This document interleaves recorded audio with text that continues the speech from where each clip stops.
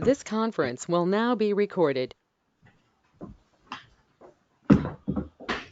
Hello, everybody. Welcome to the Wednesday, September 1st, 2021 meeting of the Monterey Select Board. I'm the chair, Stephen Weiss. To my left, Sean Weingold, president. Justin Mako. All right, Justin Mako. And so we're just gonna jump right in. Town administrator items. 1A, the AFG grant / special town meeting / year-end reporting. Yes, so I'm pleased to announce that while we didn't receive the full $120,000 amount for the SCBA, we were awarded $30,933.33. We're going to need a special town meeting to come up with the rest of it, which is approximately $90,000. I'm just waiting for confirmation from Sean with a quote. So this is the breathing apparatus Correct. for the fire department. Correct. Okay. So we had a discussion during budget season. We were going to go for this grant, and I'm glad that John's here because he can confirm. I think he said obviously we would try to get the grant. And if we didn't, then we're going to have to find another means to pay for it. So yeah, I checked the minutes. There's nothing in it that says we would have a special town meeting. Well, we have to find another way to pay for it. Oh, I hadn't even thought about that. Yeah, I mean, unless somebody wants to volunteer. I believe it was mentioned at town meeting that we would be having a special town meeting if we didn't. That's not really. Okay, well, the net result is, it's my understanding that they need this equipment. That that they need the equipment. We tried to get we did get a $33,000 grant. $30,933.33. I don't know how they came up with that amount of money. So I mean, first of all, I think the first step is to find out what else would be needed, but what's the money amount?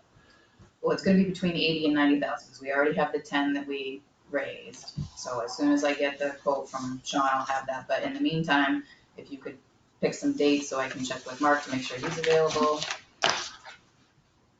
So the only way to get the money for these items is to have a special town meeting. Correct. Or you could have it at the annual town meeting. They need, this gear has expired. It's already past its prime. It needs to be replaced immediately. So then, if it needs to be replaced, it needs to be replaced. Well, yeah, that's an interesting conversation because I think Melissa pointed out that the last set were bought at two different occasions. Apparently, the second set still had the same expiration date as the first set. Well, let's go. Why don't we get the fire chief? Well, but here's a declaratory statement. So there are some things you could. It's either expired or it's not expired. I mean, there's no, I don't think you can mess They're around. Supposed to have 15 years on them, which means they expire in 2022. Okay, so let's find out from the fire chief. But I do have some suggestions. I mean, I guess since no matter when you buy them in the next 2 years, they're going to have the same batch. One of the things that Sean wanted to do was go for the same batch. And he said last time we bought them 2 different years, split them in half. And he said they weren't the same batch, but actually they were the same batch. Okay. So you could buy half of them with the money you have and do the rest at All right, so let's have this conversation with the fire chief present, because we're all of us are not. But I mean, we still have to resolve how we raise the money. Right. Okay, so that brings me to part 2. Yeah. And I just wanted to point out that I can only represent myself as a finance committee member, but this is a money item. You should probably go to the finance committee. Yeah, so I certainly agree with you there. I'm sorry, part two? It's just a suggestion. I sent you all an email that the accountant had let me know that the year-end balance sheet completed by the town clerk for last year was completed incorrectly, and the $341,470 that was approved on Article 16 to reduce the tax levy was put on the wrong page. So now the impact is that the tax levy was not reduced, and our free cash for this year is going to be increased by $341,470. So that would be available. I'm confused about that. I saw your email. Did she send that to the DOR? She got that information from the DOR, the accountant? She got it, I guess, from the balance sheet and everything. She Right, but we already set the tax rate. It's already been used. No, it hasn't, because where Terry put it on the sheet, I believe it was No, but entered as income instead of reducing the tax levy. No, it was entered as revenue. Okay. So, all right, It was so, supposed to be entered on page 2, and it was entered on page 4. No, it's both. so what are the procedures for checking the balance on the adding of that information? Going forward, we're going to have meetings before the tax rate is set with the accountant, treasurer, myself, town clerk, and the assessors to make sure that there's better communication and that this doesn't happen going forward. So can I wait, John, let me just ask my few questions, and because I'm just trying to get an understanding of it. You Yeah. might have more of an understanding of it. So generally, right now, there isn't that communication. Somebody just fills out the form and submits it. I'm not being accusatory. I just want to figure out how this thing got. I know that the town clerk works with the assessors when she fills it out. I don't know if she has ever contacted the accountant or the treasurer. See, each department has different pages that they have to fill out, and that the pages that she filled out are for the town clerk. I think she has to enter all the town meeting information. Mm-hmm. And she discovered it how? I can't answer that question. She was just telling me about the mistake. Okay, It must be with the year-end reporting that she's doing now, when it tells you what we're gonna have for free cash. So I would recommend you contact DOR, because DOR approves those sheets, the tax recap sheet. And then it gets used in November when we do the tax rate, set the tax rate. So the tax rate has already been set with the money.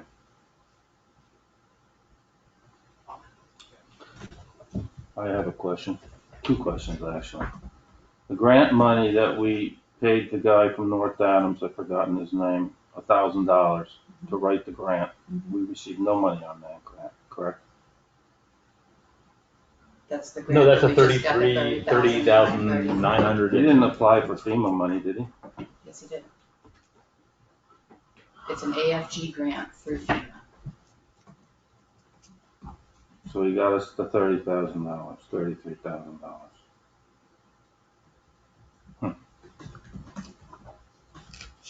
It's more than we've ever gotten from them. We've only ever gotten 0 in past attempts.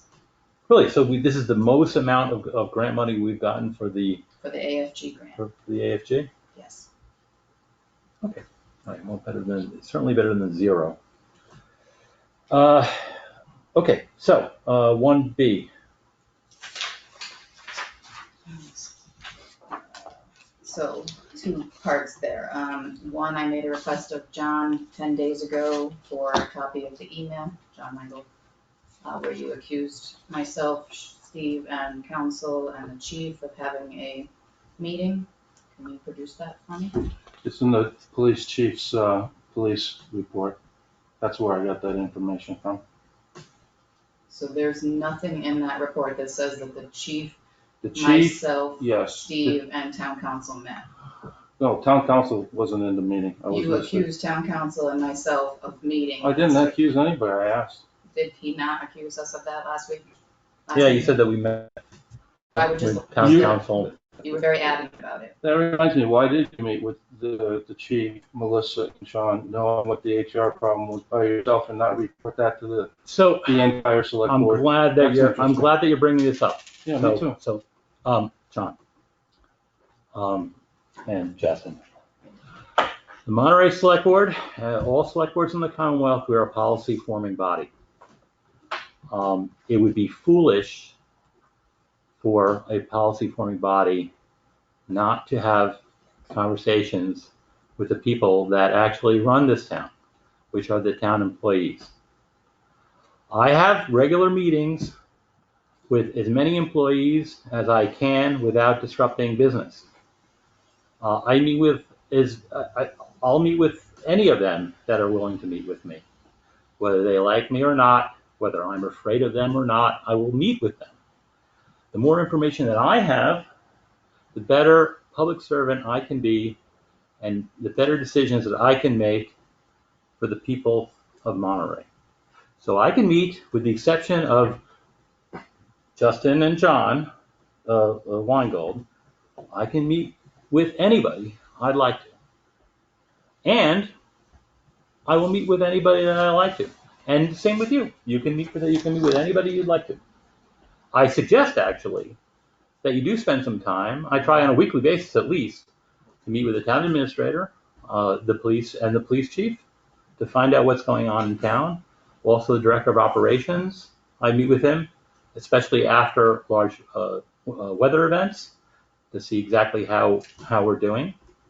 I meet with the transfer station people to find out what how they're doing and what's going on there. I will meet with anybody, with the exception of the other select board members, and it's my right to do so. And again, I really strongly suggest that if you're going to be a select board member, that you talk to as many people as possible. I talk to John all the time. So I can meet with anybody. So during the middle of an HR and criminal investigation, you decide to sit down with the people investigating and the alleged perpetrators and have a meeting without informing the select board? I meet with all town employees, not all town employees. I meet with town employees on a weekly basis, regardless of what else is going on in the background. That's perfectly fine. I'm allowed to do that. As long as they don't break any confidences, So what was discussed? Maybe you should inform the board what happened at the meeting. I don't really recall. I talked to plenty of people. Yeah. Okay. Well, that's not a satisfactory answer, but Well, you can do what you want, Steve. go ahead and contact the Attorney General and have at it. Shall we continue? Yes, so, I'd like to I have a quick question. I'm a little confused. You're doing a great job, Steve, and it's great that you meet with all the employees. I don't understand why you said you'd meet with anybody, even if you're afraid of them, or if meeting when there's an investigation and a police officer is called in and they're doing an investigation. How does that have any bearing on town business? It's unrelated to you, isn't it? I have no idea what you're talking If about. you show up in an investigation that's not related to you and you're not there, how is that conducting town business? How are you relevant to that meeting? Why would you be there? Are you talking about my discussion with the police chief? Uh-huh. And with Melissa Well, and Sean and everybody else. That's what John is speaking about, isn't it? Nancy, you made your point. The thing is, though, that I discuss whatever's going on in town with the police chief. That's his job. During an investigation? How is that Board of Selectmen business? I'm glad you brought this up, Nancy. So, and then the chief. I'm just curious. I know the chief. I know you're curious. The chief and the sergeant put together a sheet, an analysis of what's happening in Monterey. This has been going on, I think, since we've had a police department here. That sheet is supposed to be regularly reviewed by select board members and initialed, so they know what's going on in town. It's very important.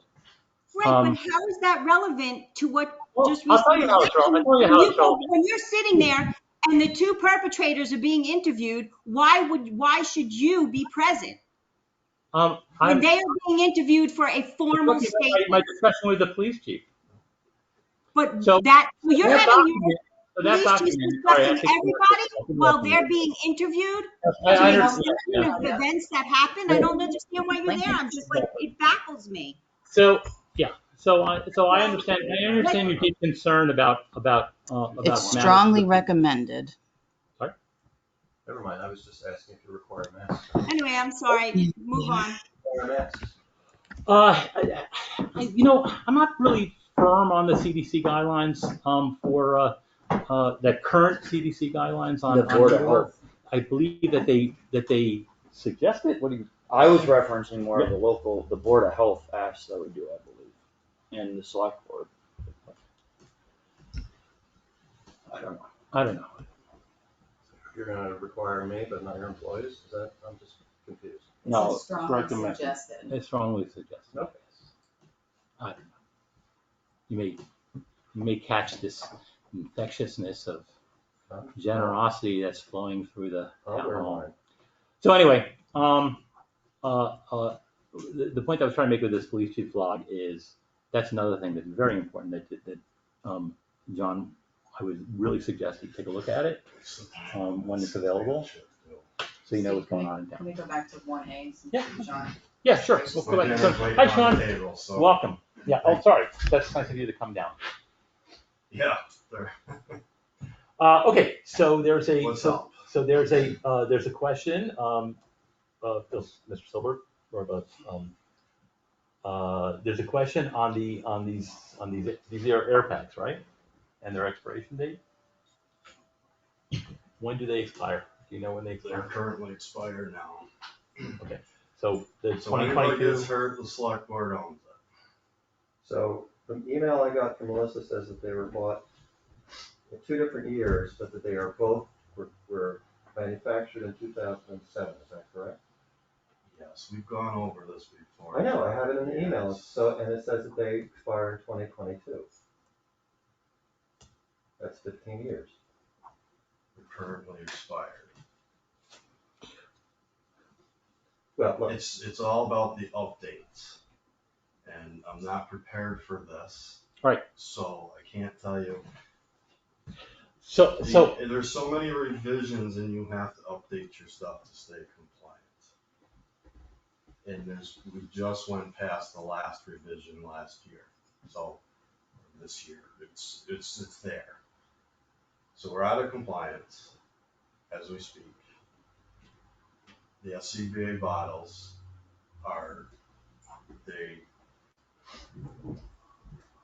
lacking words right now. They can only be tested so many times and you have to throw them away. So at a minimum, you would have to buy all brand new SCBA bottles right now because they're out of compliance. And there is no ifs, ands, or buts about it, but those air bottles get the valves knocked off of them and they go in the dumpster. okay. So all those bottles would cost how much? They're about $1,200 a piece. So About thir- $1,200. so 33,000 would cover it. No, so you're the actual units itself are out of compliance also. So, all right. So the fire chief states that they're currently expired and they're out of compliance. I'm just telling you what I was told. I Okay. was told they had till 2022. Okay. So And there's been no mention of a special town meeting in any of the dialogues that we had. well, okay. So is I think the fire. Very I think much, we did have one this spring. I checked all the minutes. All right, It's not yeah. mentioned in the. All right, so- Yeah, we talked about a town meeting, that if the grant wasn't approved. No, it was at this board right here. No, it's not in the minutes. Doesn't mean it didn't happen. well, anyway, That's regardless, we need them. Unless somebody wants to, unless you want to write a check for them, we're going to have a special town meeting in order to provide the funds for them. Are you can you provide some document proof that these things have expired? Yeah, you can bring everyone down here if you'd like. No, isn't there documents that say that they haven't been, whatever? And it's all on the dates on the apparatus itself. No, we don't get an actual paper in the mail saying that they're expired. Right. Okay. Good. You can bitch all you want, but they NFPA is NFPA. Mhm. When somebody gets hurt, that's who's coming to investigate with OSHA and NIOSH. Yeah. So, and we did Passing get- the buck up the chain of command here. We did get a grant, but we didn't get enough. Do you know if other towns got 100%? I don't know, I'm not up to speed on who's getting grants and who's not, so. You know, there's a list every day or every week, something like that, so we'll get some. Okay. All right. Good. Thank you. Oh, yes. Go eat dinner. So, let's get the goals. Thank you. See ya. Have a good night. Too. Can I ask a question? Yes.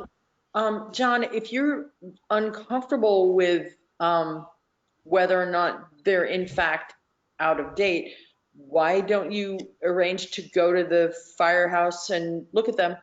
You could take pictures of the expiry dates and satisfy yourself with some level of certainty that they are in fact out of date. If you're not, if you don't feel comfortable with the fire chief's report. Well, I just assume that when things are out of compliance with, I guess it's state and federal regulations, there would be some documents that would say that. I mean, I don't mind going up and taking pictures, but is that my job? That's why we have a fire chief. I mean, he's supposed to provide documentation as to the issues in his department. Absolutely, but I like, And I'm really I don't uncomfortable know about, about you, but equipment that I have often has the date on the piece of equipment, like we actually are scuba divers. And those self-contained breathing apparatus tanks have the date stamped on them. Mhm. There's no piece of paper that comes with that. that's, And that's- I don't know if I'm assuming it's a similar tank. So, I can't speak for the apparatus, only for the tank itself. I don't, listen, you know what? I take the fire chief at his word. I don't see I don't see a reason why he would say they were expired if they weren't expired, quite frankly. I think the important thing is to distinguish between the tanks and the apparatus, right, okay? two separate things. The tanks do expire, but we're buying new apparatus. So the question is, do we have another year on the apparatus? Now, if we have to spend $30,000 for the tanks, I don't know personally how the tanks and the apparatus coordinate together. In other words, it's the apparatus that are out of date in 2022. They need to be replaced every 15 years. The tanks are a different issue. So I think it's perfectly reasonable to ask for clarification so that we can determine what we absolutely have to buy now and what can wait until May. It's not complicated, but we do need the right information. I understand So that. Justin might be able to answer this, since you use the equipment. It's my understanding that the tanks and the apparatus aren't interchangeable, so when you buy a tank, you have to buy an apparatus that fits it. I would imagine, well, they have to fit together, Because I yes. believe you guys have two different styles up there right now. Well, there's, So when they buy the tanks, they have to buy the apparatus that goes You with just it. said they could buy the tanks first. Sean just said- $1,200, he said. Right, but he also said that the apparatus was out of compliance. No, I understand that, but also, we were told that the apparatus that we bought on 2 different years was from the same year, so they aren't different. Okay, so tell me what we need to do so that you can get a So, special town meeting. so how about this? scheduled So how about for this? what you need. So, you know, we need to schedule a special meeting. Yeah, of course we do. I mean, we gotta pay for it. Sarcastic. Unless somebody's gonna write a check for it, then we have to do it. So let's schedule one. Throw me some days, I would Well- suggest mid to late October. I wouldn't go, well, it's gonna start to get cold and you're gonna have to do it. Are you guys gonna contact the finance committee first? Yes, but first they're gonna come out with a date and this way we can contact the finance committee and say, hey, listen, we have a couple of dates for a special town meeting. What days do you think what days do you think? But, I think we should get the right information, and then we can all make a decision about what we need to get, and then all we right, can okay, schedule a meeting. John, I hear you. I hear you. Yeah. Let's just get a couple dates. Do you wanna do a Thursday evening? Do you wanna do a Saturday morning? I would do it in the morning only because, I mean, this is my personal opinion, but it's certainly gonna be warmer during the day than at night. And if we are going to have to deal with COVID and do it outside, then we're gonna have to do it outside, so. So may I suggest the 16th and the 23rd, and I'll check everybody's availability for those dates? Sure, please reach out to the finance committee. To give them a heads up. Do you think we should check with the finance committee before we go ahead? Well, the finance committee, if we need, there's no other way to, if they need to be paid for, they need to be paid for. So there's, No, I agree. I think it's good to advocate for the employees, but. not for the employees, it's a liability of the town. No, I think it's and a it's good, for your own. it's a good thing, but I just feel like usually, I've never been involved in a budget before, but you have. I thought that the finance committee plays a role in that. So When you go back. Right, so we're starting it, Uh-huh. and then we're gonna reach out to them, and then they're gonna have a discussion, about it, and if they have If they support it or not. where they specific want the issues, money to come then they're from. gonna get, then they will, believe me, they'll make their voices heard. But somebody's got started, so we're generally the guys, the board that starts it when it comes to something like that. But we're not gonna waste any time, they're gonna be notified tomorrow, or John can get on the. No, you should send them a letter and tell them what's up, and Yeah. then, Absolutely. Yeah. So I've talked And, to Michelle about it, she's aware. Personally, I am curious, so I try to get a little time with the chief and go up there and take a look at what I mean, what nobody we're talking about. wants to have any safety problems in this town. Exactly. But we need the information, and then we need to do the right protocol. Right. And then you So, schedule your meeting. so again, and Justin will correct me if I'm wrong, because I'm not a firefighter, I've never been a firefighter, but it seems like it's one of those things where, they want to sell the apparatus as well. So what they do is they redesign them each time for each series, so you can't interchange them. Otherwise, they never sell whatever the apparatus is that holds Who wants to sell them? whoever the company is that makes these things. Oh. It's like when Apple changed the plugs on all the cell I phones. thought you meant the fire company. No, not. I'm sorry. No, let me be clear. It's the company that makes these things, and that's how they make money. They change out the apparatus to fit the new. Let's just I'm get making the an information. assumption. I would love to know the information so that we Yeah. can all. No, know it's what we're interesting. talking It's interesting. All right, so let's continue, shall we? Okay, so back to 1B, I was hoping that John would apologize for falsely accusing us, but I'm doubting that's gonna happen. No, So he's not going to do that. Part 2 is, I did receive a request from Justin. Just to go back to that, so as your superior, I'm supposed to apologize to you for So- something I said at a meeting, For something which in fact false- that happened.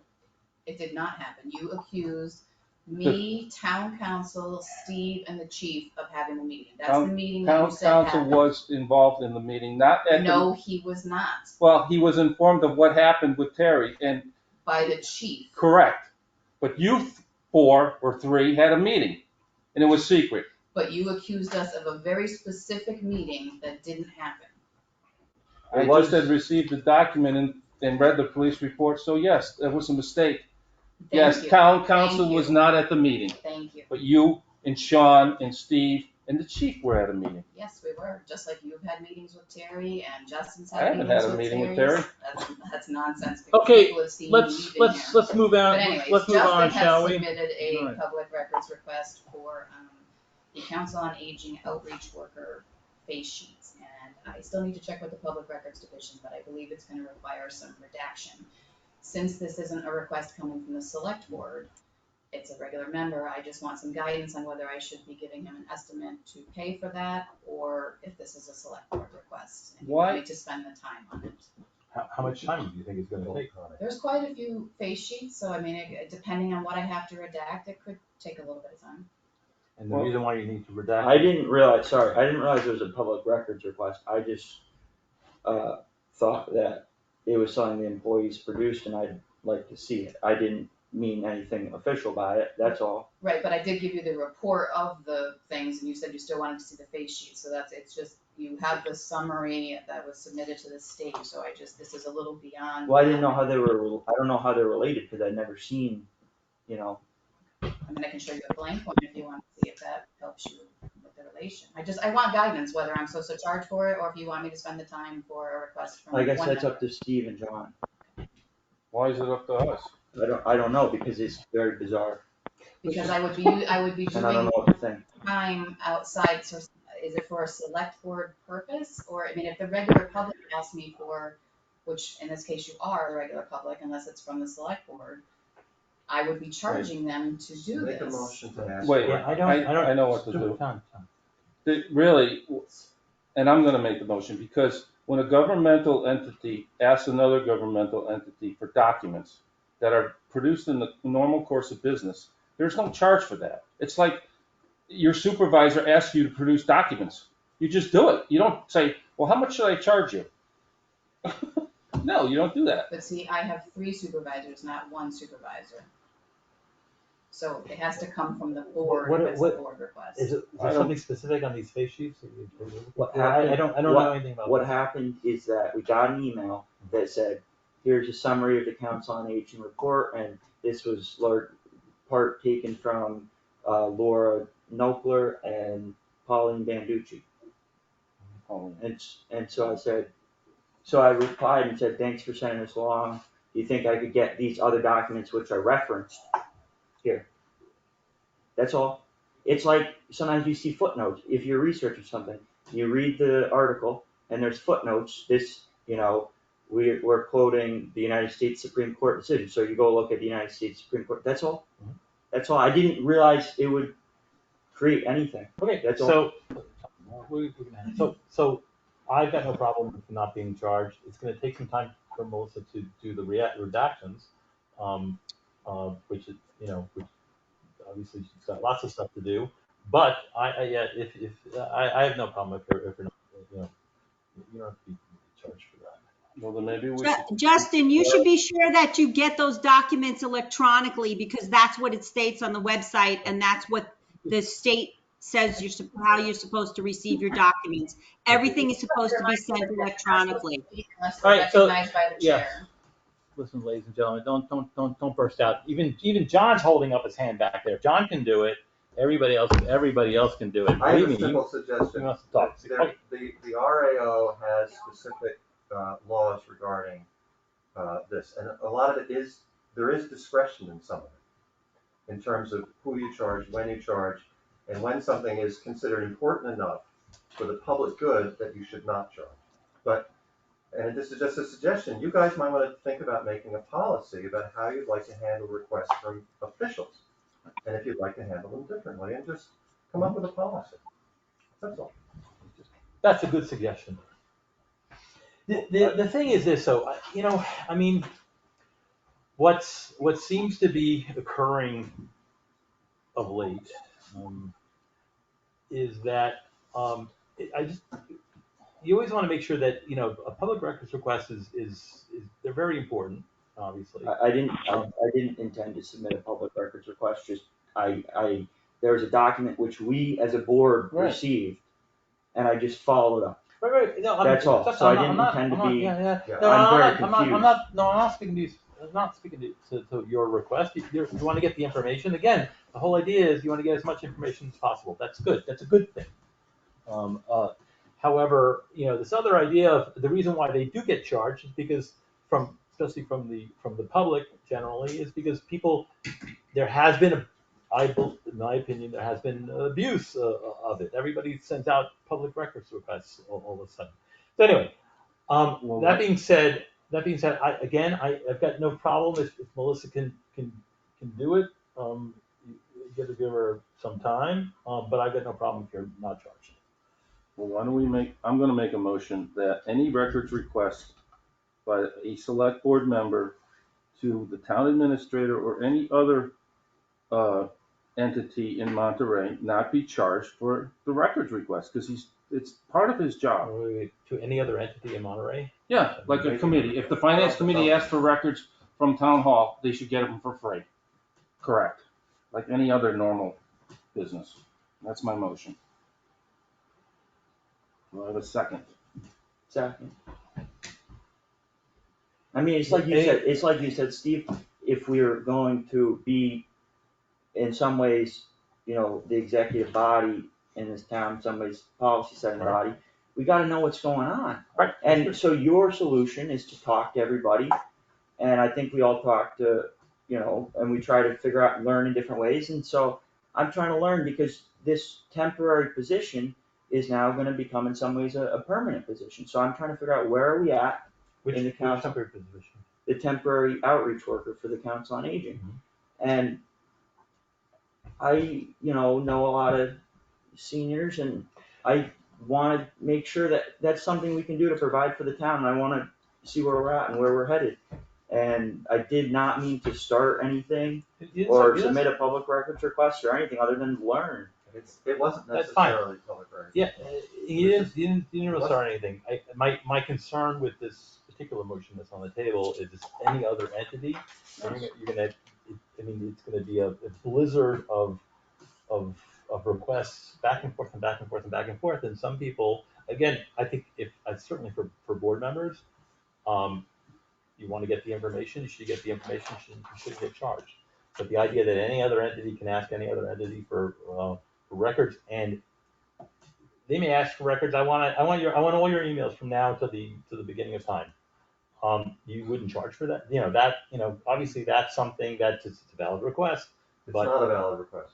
it wouldn't be the valid. It wouldn't be the beginning of time, but it would be like Well, Steve, till January 10th. No, the RAO has 28th. the authority to ask for very specific criteria.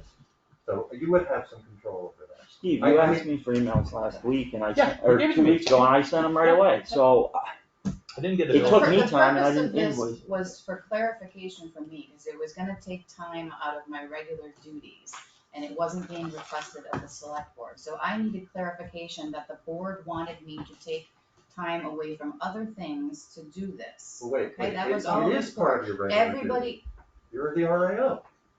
you're right, and everybody gets charged when they put in a request. I've never been charged. I put in dozens of requests. Right, you request as the finance committee. The finance committee is asking. But that's all for John is saying, the board should be able to Right, make a but request he for was that. not making a request from the board. Yeah, the select board Making- didn't request I it. He can't requested it. We didn't know that he was requesting. But he means finance committee members, he doesn't mean the board as a whole. He means any See, then I board. would still ask that, because if it didn't come as a directive from the board, I'm spending time on something that the board isn't, I just need clarification. I'm trying to protect myself. I'm not sure what the problem is there. No, you're Because not if I ended up spending 4 hours on something and then somebody caught wind of it and they're like, you wasted 4 hours doing something It's for not a John waste or to for. fulfill a legal request, there's nothing wasteful about it. Right, that's why I charge for it, John. I think, I have know the that right to charge for I it. know that people come in and they want 100 years of deeds for a property, for example, a private citizen. There's no question that you guys need to charge for that. You could spend, hours and hours and hours doing something like that. Right, and I may But spend we're hours on this. But this is the normal course of business, as Justin and John are both pointing out, and even Steve. Okay, This so- is a normal course of business. So I'm just I just want saying. clarification that it needs to come from the board as a whole. Yes, No, that's not the motion. The motion is any individual select board member or any member of any entity in town can ask another entity, a governmental entity, for documents, and there should be no charge. It's like a Second. business. The finance department doesn't. You've already got a second. Justin Maycock, second. Any further discussion? You could, if the word entity is the problem, you could amend it to make it more clearer what qualified as an entity. Board or committee would be the proper terms. Board, committee, commission. Are there any commissions? Conservation. Conservation. Conservation. So just. Or you could say board or committee This member. public entity would solve that problem. Public entity? Because then it's either elected or appointed, and we all know who they are. So. If that's a problem, that's your solution. Okay. Well, I'm gonna call the vote. Wait a minute. I've been asking to be heard. Yes. You're not thinking clearly about this issue. You got to think more clearly about it. If you vote yes on this, that would empower any member of any committee to ask for endless documents No. and would require that there be no charge for them. You can't give that power. That would, one person could bring the government down Oh, and yeah. say, all I want is all the documents in the last year. And you're not going to have a charge for it. And people are going to have to take their time to find the documents. Come on, think about it. There's a reason for charging for documents. That's not what the RAO law says. I already said what it says. All right, John. The all right, RAO has all right, full John. discretion to narrow and to qualify hear you. requests. All right, you heard. I see. This is my concern as well, because again, Justin, you're doing it the right way. You're asking for specific information because you're studying for something. But I'm telling you that people have been using the public records request as some sort of weapon to complicate matters in Monterey. And my I think you need to concern substantiate is, that. I can. You're also setting this up for failure. If you word it that way and me as the RAO decide at my discretion that it's not a valid request and I need more information, now I'm gonna have people accusing me of not, No. John, it's been I happening, know, but you're okay? following the We need law. something, I would just suggest, if you're gonna make a policy, don't make it tonight. Think on it, run it by No. council, No. because you're really putting me in a bad spot where I have been getting some crazy requests lately and they've been paid for. And if they hadn't been, Actually, I think several this- hours of my time would have been wasted and not spent on actual town business. Why don't we have a discussion with council about it? You got a brand new council that obviously has experience with other towns, and they have experience with public records requests. This is what you're paying them for, and I think that's a good idea. Before you make a policy that maybe Well, may the motion's be on the benign, table. or It's may, been voted. or may One vote for it, so, Well, I would just like, are you guys still in discussion? Because I just want to clarify what Melissa's saying. I don't- The question is whether or not you want extra revenue. Because Melissa only has so many hours in the day. If she spends 3 hours, right, on an RAO request and charges whatever, what is it, $25 an hour? Let's just say it's 25. And you guys receive $75. The request is still being fulfilled. The question here is whether or not you're going to charge your own board and committee members. I understand that, John. It's absurd. John, this has nothing to do about revenue.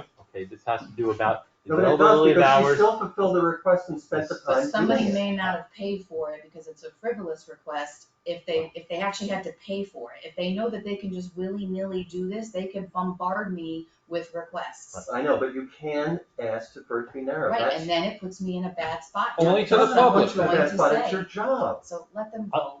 Listen, Yeah, let them go. I would recommend that you at least pass this by council. You don't need to. I don't think so either. It's just absurd. We're not talking about public records.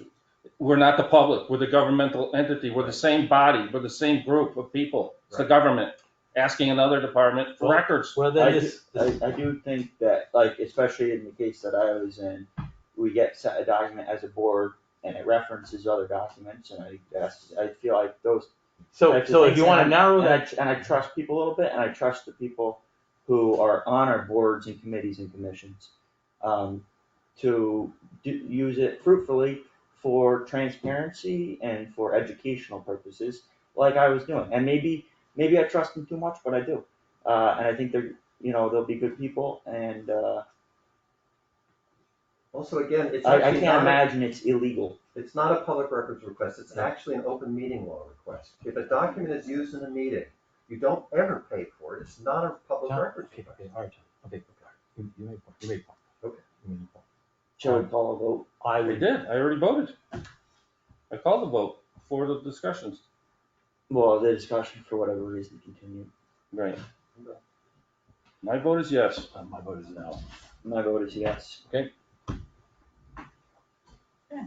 Next one, C1, you can actually skip because I gave the contract to new counsel and he had some additions, so the accountant is redoing it. C2, I want, you switched counsel before I got an answer from Jeremiah on how much it would cost to take that to small claims court, so I wanna know if you still want me to follow up with the new counsel. Now that we're- Yeah, listen, I mean, the whole idea was, is it gonna be worth our while? And we needed to, it's my understanding that the board needed to have clarification from legal counsel. So if we should get that from legal counsel. That was a decision that was made at the last meeting. Yeah, I just didn't wanna assume, cause now you're being charged for every question, so. So that's a yes from everybody, I don't want it to be just from you, Steve. Okay. Is it worth our time? How much money was it that we were gonna look About for? $6,000. Only an attorney will know whether or not it's worth going after that entity. Alright, let's ask town council what they think it will cost, and if they think it's worth it, I guess. One additional item that came up with council, is that when I let the attorney know that is handling the suit brought on by a former employee, that we have new counsel, he wrote back to me and asked, he said he thinks it makes sense for him to call and give a brief introduction to the case. Let me know if you would prefer I not, I don't wanna incur an expense for the town without permission, so I want to know, is it okay for him to contact him and us to incur a charge for him to update him on the. Well, I thought he was doing that for free. I just saw, there, doing who, what for free? we got an They were email doing from Amy. The catch-up for free, weren't they? In the proposal, it said that. I believe they were doing all the, Well, So they. This isn't a case though that Jeremiah was representing? Yeah, Southside Council. So obviously, this is the any election. legal action that is occurring with the town, the current town council needs to be apprised of it and have the discussion. I think it has to happen. I wouldn't want is this the Johnson suit? Correct. The town council's not even involved, it's the insurance company, their attorneys. So town council was involved as far as keeping him in the loop. The current counsel from the insurance company would like to give him a brief introduction to the case, and he's asking if it's okay, because he doesn't want to incur an expense for the town without permission. Oh, you mean it's Yeah, the, I think it's the attorney. insurance Yes, attorney that's Yes. asking for it. Oh. I believe that And they'll charge, the insurance attorney is charging us. no, to give that. No, they can't charge us. KP Law would charge, because if he's Maybe. gonna have Oh, a because- conversation. they may or may not, but regardless of whether they are or they aren't, I didn't want to give him permission I without the believe board that they saying it. should be introduced to each other. Justin's suggestion was very good, which is to ask if they're gonna charge first, then we'll find out. I'm pretty sure. I mean, if they're But- not gonna but- be taking on the case, I mean, like you said, it's good for them to know, Just but if they're ask not gonna take KP on. for They are charge. so there are our town council, so our Yeah. town council, right? And I'm looking at what they So- offered in there, well, we haven't agreed to a terms of engagement, so how would we know? We just got a proposal for a terms of engagement, Did we just get these? Yeah, I at was 5. supposed to get it for today, but we didn't. I got it at 5:45. You got To Amy Moran, John Weingold at gmail.com, justinmcvick@gmail.com, and admin@montereymass.gov. So they did not send me. No, Right, but it does say honorary Steve Weiss and members of the select board. Okay, but I still want to get the email. I do Well, it's appreciate 15 them, minutes before the meeting, them so we reaching can't out. discuss it because I don't know what it says. Well, they offer a retainer of $17,000.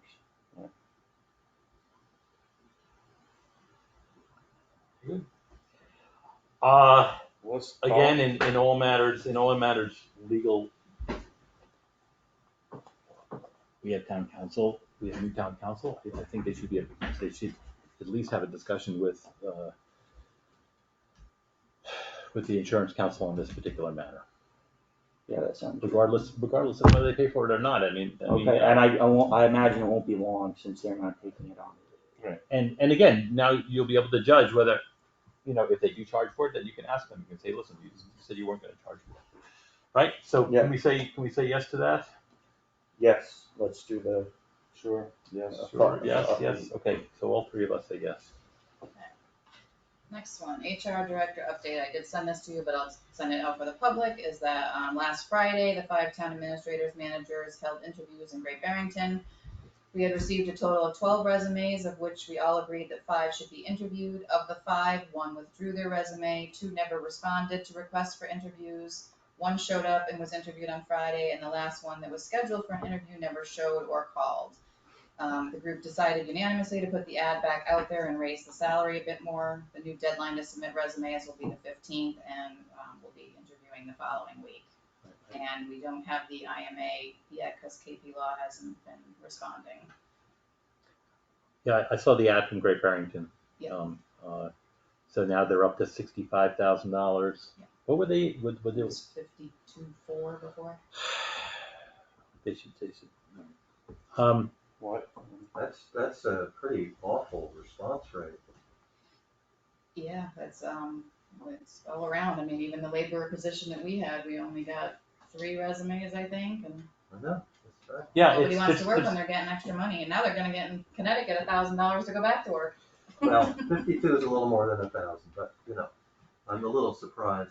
Are you finding? I'm just curious. Are you finding that they're qualified people who responded and then didn't come? The one that we interviewed was not. He was fresh out of college. There were 2 to 3 others that had some experience, no municipal experience, but they had plenty of HR experience. And the others were just, way off like working at Petco and applying. So you didn't even consider that? No.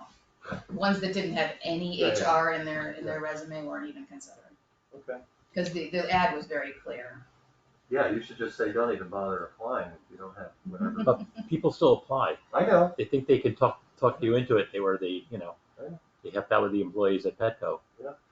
Well, KP Law has a HR expert, one of the members of our team, I think the second guy, Mazer, is an HR expert.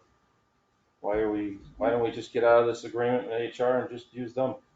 Well, because we received a grant for the 5 towns. Yeah, so. So wait, we can hire. We also an attorney. $6,000. We also appropriated $6,000 for HR. And so HR would cost $210 an hour with KP Law versus $41 an hour with a shared HR director. Yeah, for 3 hours of, yeah. I never was very, having him, I think this whole thing with the HR director is gonna go nowhere, because you're not gonna find anybody. It may be difficult. So they may have to raise their salary more to attract somebody. I mean, there's not a big employment pool out here in Western Massachusetts, and I'm surprised with people that actually took an interview and then shouldn't show up. That's really something. I mean, even if you're not interested in the job, you contact the people and say, listen, I'm not interested in the job. So I don't mean to beat a dead horse. So how high can you go before you exceed the grant plus the money that the towns are throwing in? So we're planning with this I mean, one. you shouldn't actually. That number, I'm assuming. We have some play with this You have number. some play. Yeah. But eventually you're going to hit a ceiling. Yes. What happens when the grant runs out? Well, that's a different issue, but my point is if you offer the maximum and you still ain't got a qualified person, that would become a different problem. Yeah.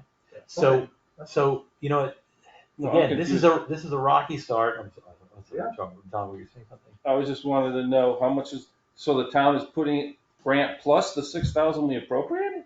I don't know if you can use both. I have no idea how it was worded. Potentially we might. I mean, right now the grant was for a year, and we've obviously are almost 3 months in, so we have play in the grant for what we originally submitted. Right. And each town raised and appropriated for an HR person, so we can dip into that if necessary. So that wasn't dependent on the grant. In other words, it wasn't one or the other in the wording. No, the grant was full. No. There was I mean the wording on the warrant for the town money. All right. So again, this is, I mean, listen, this is the beginning of something that has never happened before. I mean, the shared services are a bumpy road. You know that, John. Shared services are tough to put together. I know I would be surprised if it went smoothly the first time. But I think this is, again, to have an HR person that's working for this town in addition to the other towns is one of the best things that we can possibly do. So the only thing I would suggest, if it takes too long or a long time, or you need stuff in the immediate, I do think, actually, now that John mentions it, KP Oh, would be I a have good place to dip into in the short term. I have a feeling that we'll be, my personal opinion, that we'll be availing ourselves of their services. Fine, okay. Yes, the timing is not great because I get too it. bad we didn't do this a year earlier. But anyway, yes. So yes, of course. I just want to ask, it isn't inherently the case that a lawyer who is an HR expert isn't necessarily a person that actually does day-to-day HR work with employees.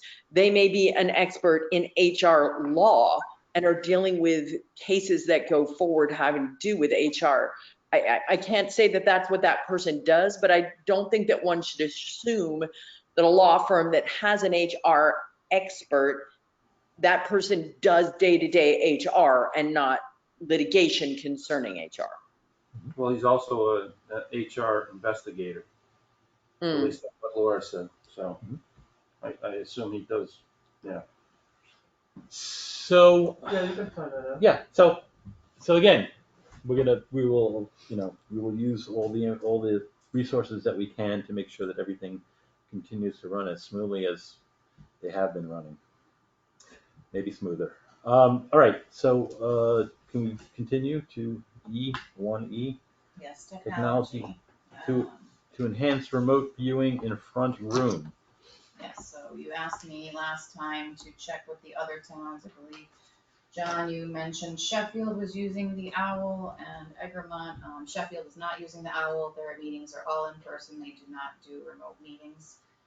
Egremont, I rechecked in with them and she said that they did have some glitches in the beginning, but they're growing to like it. So I did meet with our technology guy and he suggested that we would need a big screen TV on the wall there with some cheap laptop or whatever to hook into there and the OWL. So we're looking at probably about $3,000 to $4,000 because laptops aren't cheap right now.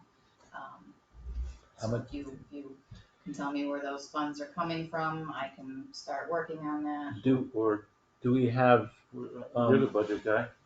Oh, I don't. So I don't know. wait. So wait. Hold on. Yeah, sure. 1 second, because this is important because we had this conversation at budget meeting. First of all, we had a computer line. Didn't we have computer hardware line? We did. How I'm much? sorry. It was 4,000 and computer hardware line. Yes, line item. it was 4,000 and previous finance member Rebecca Wolin had said that we didn't need to replace equipment anymore and had us drop it down to 2,000. So that is going to cover like. Well, wait a minute. Did it drop? Don't blame her for that. If we all voted for it, that's what happened. Did it drop to It 2,000? dropped to 2,000. Okay. So can't you use an existing computer? No. I guess you have to buy it. You have to get a screen. No, that I get. Right. But you already have a computer. That's not. I don't have a computer to keep in here. This is used for other purposes. So if other meetings were going to use it. Oh, I the would owl need- would be for everybody. Right, it would be in the meeting Yes, room, you're so I correct. need Right. a laptop that can stay Got in it. here. And that's Yeah. $1,000. Any And what are committee you that comes estimating for the screen?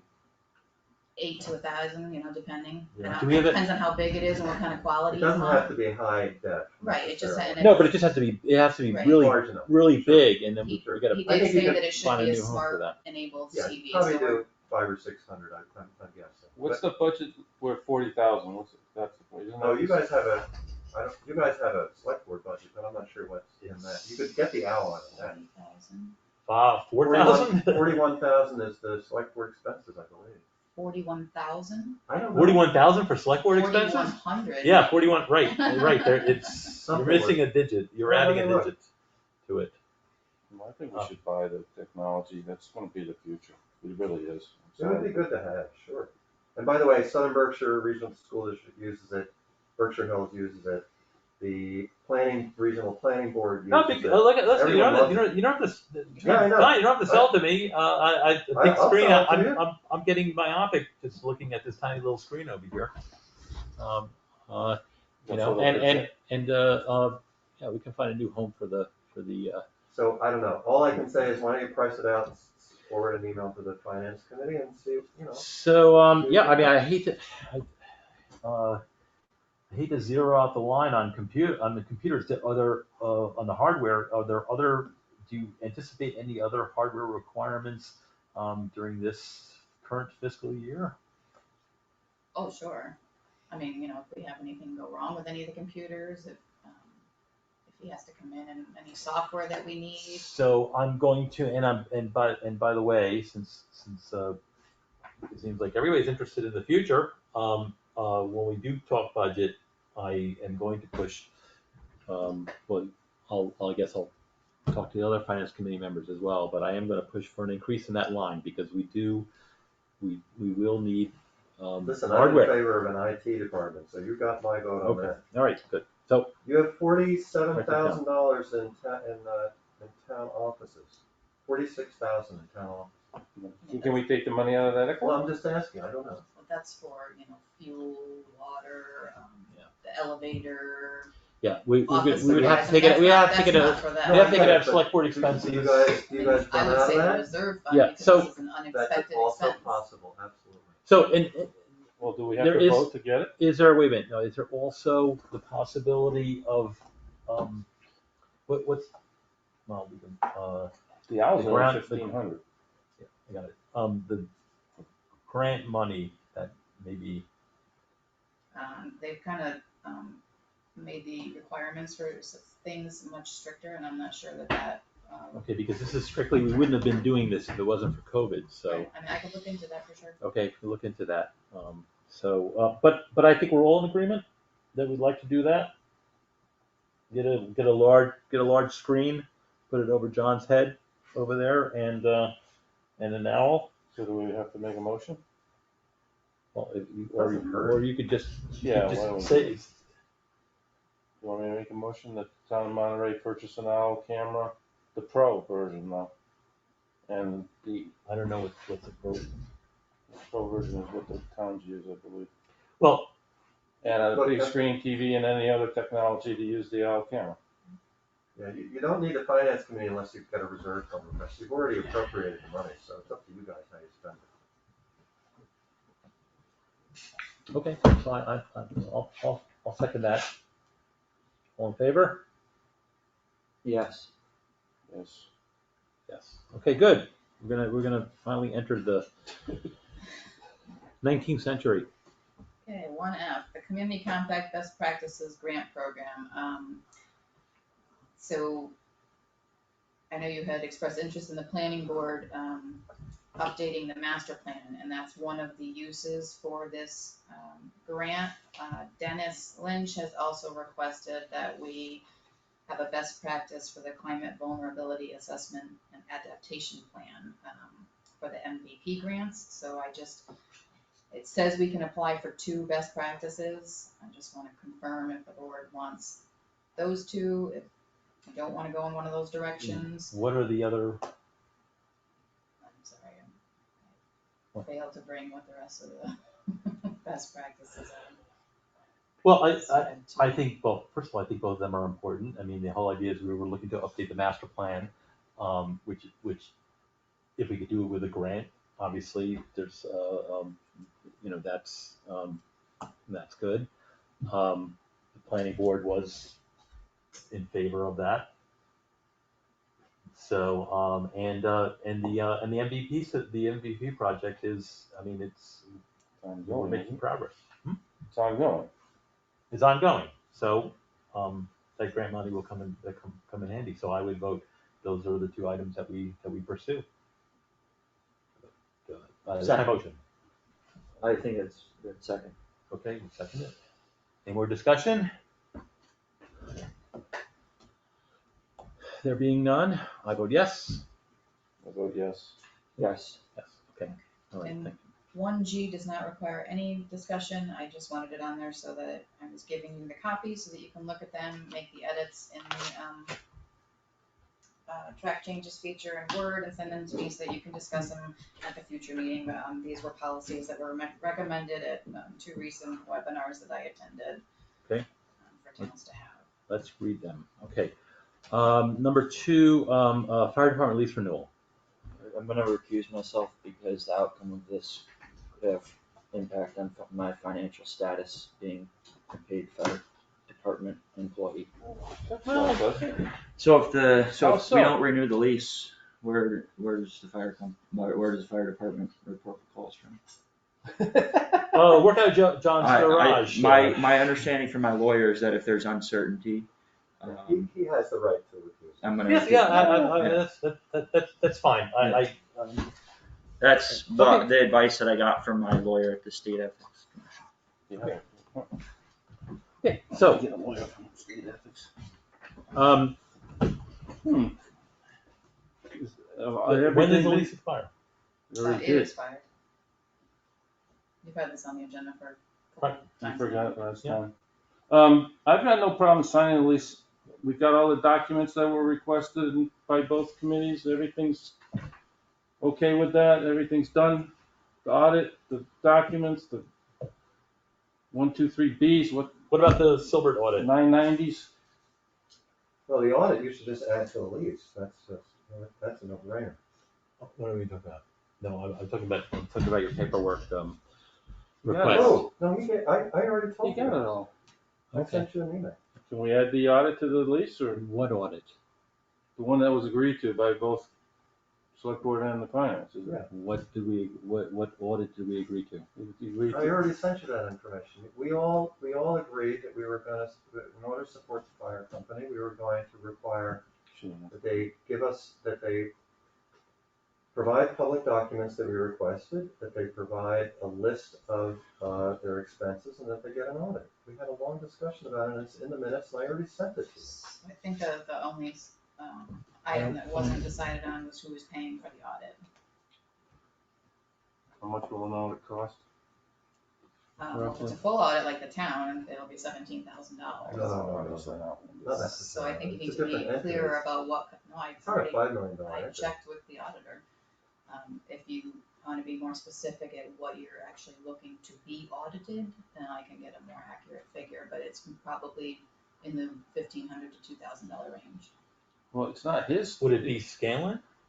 We doing that audit? It would be Doesn't have to whoever be. they chose. I Right. asked Scanlon for a rough price so that we would know, So you said 1,500 to 2,000? depending on what it is the finance committee is requesting be audited. It's not the finance committee, it was It the was select both board and the finance committee together that said that this was. Wait, when was this? Because we haven't had a meeting, we haven't had a joint meeting Remember- since the beginning of this It season. was the already one that sent he you the showed up quote. to, remember where we were talking outside? Getting eaten alive by bugs. It was No, like this- a month ago, you, me, Sean, and John, we had a meeting. So- No, but the decision was made. Well, I you know, made but the I'm decision. refreshing his memory about what meeting No, it no, was. no, I but there was figured no, that would there were refresh his no memory. decisions made at that meeting, Melissa. No. You're Right, missing- John? There were no decisions made at that We meeting. already made the decision. We I don't voted. wanna When argue. was that In the decision minutes. I made? don't wanna argue. If it's been It's not- decided it's not- by the select It's not an board and argument, I just, the finance. I'd like it to should know, be in I'd like the to know lease. what I'll meeting sign that the lease was. if it's in the I lease. sent you all the information. We got it. Okay. Would so you please talk one at a time? Sorry, Don. I will bring this back to Sean. I'm sure his question is going to be, who is paying for the audit before he's gonna agree to put it in the lease? So can you tell me at least that, so I can bring it back to him? I have no idea. So I mean, it's kind of difficult to put it in a lease if he doesn't know who's being required to pay for it, correct? Do we have funds? We do not have funds set aside for a fire company lease, for a fire company audit. So, all charities should have audits regularly, particularly if they're receiving public funds. So I think Please, John, don't make stuff up. I think So let's have a discussion with Sean. Sean should. I will put Let's it have a on- discussion I'll with put it Sean on the first. next All right, agenda. we're gonna put it in the next chat. Let's have a discussion with, so I got two things to talk to Sean about. Yeah. Okay. Justin, you can come back in. We do have the 990s now that were sent out, so you can see what the balance was as of January 1st. About $82,000. Who's gonna be, who's that? The fire company is $82,000 in cash. Justin, come back They in. do, they should be paying us. You got the 990s. I think he agreed to do the audit the last time he was here. Yeah, we all agreed. I don't know what the problem is. I mean, I think it's worth it. It doesn't have to, I don't wanna. Okay, so item number 3. So, John, you called the ethics commission on me, No, I and didn't. yes, you did, and you told them that you didn't like the fact that I was on the Lake Garfield working group, That wasn't and me. that I was somehow, no, it wasn't you, huh? No, it wasn't. I'll take a lie detector test to prove it. You're saying that it wasn't you. Yeah, it wasn't me. Well, the results are in. The ethics commission sees no problem with it. As a matter of fact, Congratulations. if anybody would take the time going back in the minutes, when it was formed in 2015 perhaps, when the Lake Garfield Working Group was formed, the select board voted to put me on it. So, so the idea that somebody who would contact the ethics commission to say I shouldn't be on it, I mean, whoever it was, it was foolish, because there was actually minutes that said he should be on it. Well, look, I would like to defend the public's right to make requests of the Ethics Commission, the Charities Division of the AG, the Open Meeting Law Commission, any of these commissions. I understand. Yeah, but you know what? I understand that sometimes, people get upset, but Right. it's never an accusation for somebody to make a request from the state for public information and ethical information. That's absolutely true, but And the since you're, in the complaint, clear, but the complaint was somehow it was a way of enriching myself. Okay, you know how much Well, I don't see how time? that could be Yeah, possible. which is a crazy thing.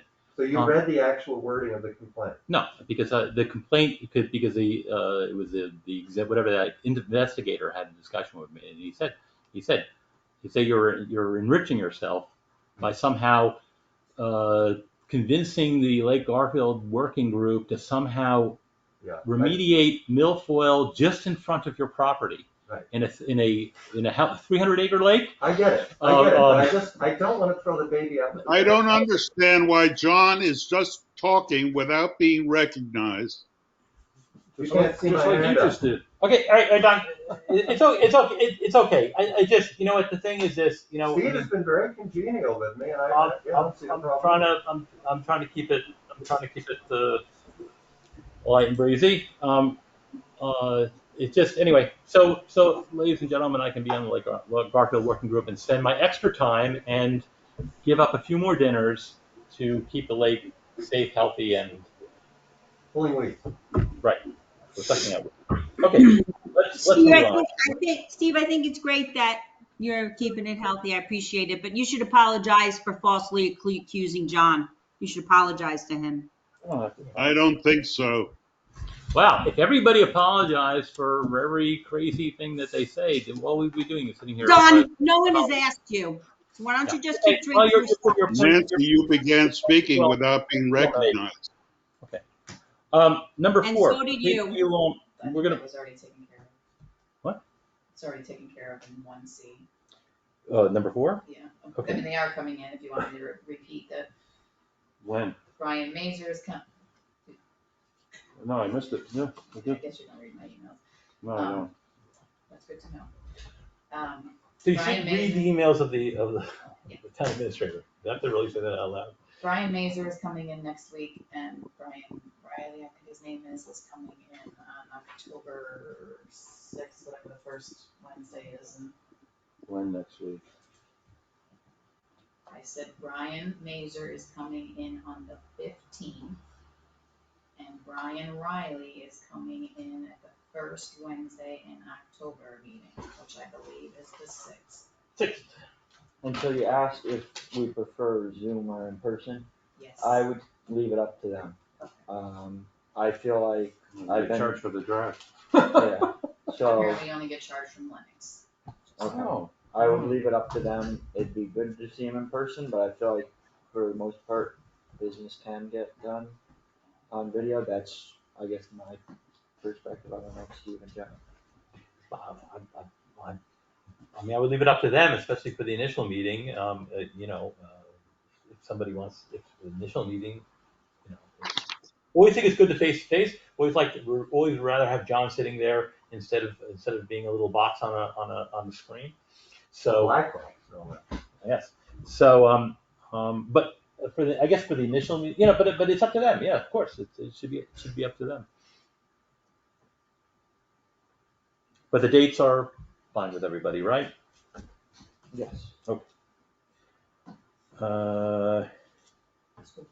So school committee vacancy. Okay, so yeah, I received an email. So Justin, you sent an email, right? Yes, which Okay. was just what Laura had sent to me, which I can read to you. All right. So I don't want to. I don't want to be a bad guy here. Mhm. Trying not to send emails to John and I. I mean, if you can send them to the town administrator, and town administrator can distribute them as they see I fit. put the town administrator But I just on want to the make email sure as that well. we're doing things in Well, I accordance put with the it. town administrator on the email, and it's an agenda item, and it's a communication to the select board. And what I wrote in it is, "Hi, John and Steve. I've attached a letter from Laura Rodriguez to the select board. Justin. The subject is correspondence from Laura Rodriguez, school committee opening." I think it's pretty reasonable, and I'll read it now. August 31st, 2021. Hello, select board members. My name is Laura Rodriguez, and I've been a full-time resident of Monterey since January of 2017. I'm interested in being appointed to the open position as school committee representative for the town of Monterey. As a parent of a child who has been in the district since kindergarten, I have vested interest in the formulation of the school budget and advocating for the needs of students, staff, and stakeholders. I have been regularly attending school committee meetings since March of this year after community concerns were raised on the process of forming the school budget, as well as possible merging of the two area school districts. While I've learned a lot about how school committee functions as a member of the public, I intend to dive into the inner workings of this and keep our community informed of issues both educational and fiscal that directly impact us. Feel free to email me or call for any follow-up questions using the information below. So Thanks for your consideration. is my understanding that we received more than one request to be for somebody on the school committee? The other communication we received was from Laura Rodriguez as well. And we received one from Hannah saying that she was resigning. John wants to be on it. No, I'm already on the planning committee, the planning board. So let me just update everybody. Each town has 3 planning board members on a 24-member committee about this enormous undertaking for having. Consolidation. Which is, well, to look There at are 2 committees. options. They're multiple. Consolidation. So we've been short a vote. So first of all, I would love for you guys, I encourage you guys to appoint somebody as soon as you can, and make sure that that person understands that that commitment includes that that person must be on this board. We appoint 2 at-large, and the school committee member is required to be on the board. So On the planning board? On the school Berkshire committee. Hill, on the regional planning board commission, yes. Does she know that? The woman? So I would. Wait. We're talking about the school committee. Yes. Okay. Then there's a school committee, and then there's a separate Yes. entity Yes. that is doing the consolidation discussion. Yes. That's right. Don and I are on it, but we've been missing a third, which is the school committee member. So you're on both, or you're on your. The school committee member must be on the Okay. planning board, All right. so you want to make sure All that that person is willing Fine. to do it. So she's the only request Yes, she is Can the we only have- person who has expressed interest in this position. She has also gotten support from Hannah, who is resigning from the position. And she seems enthusiastic, and according to Hannah, she is already up to date on what's going on. Okay, so, and we are allowed to appoint in that vacancy that currently exists, we are allowed to Four-year make. term. And we're Voted in appointing November. until next election, I believe, right? No, this is a November election, it's not the May election, it's not a town. Okay, so until the next election, but it's all 4 years. Well, there may be a provision, but we don't Wait, have a wait. ballot in November. So wait, so Hannah's term, when does that end? 4 years. That's a 4-year appointment It's not an appointment. or election, I'm sorry. It's 4 a district-wide election. That's a 4-year, so So we're appointing to fill the vacancy for 4 years. No, I think you're appointing until the next election. But there isn't a next election.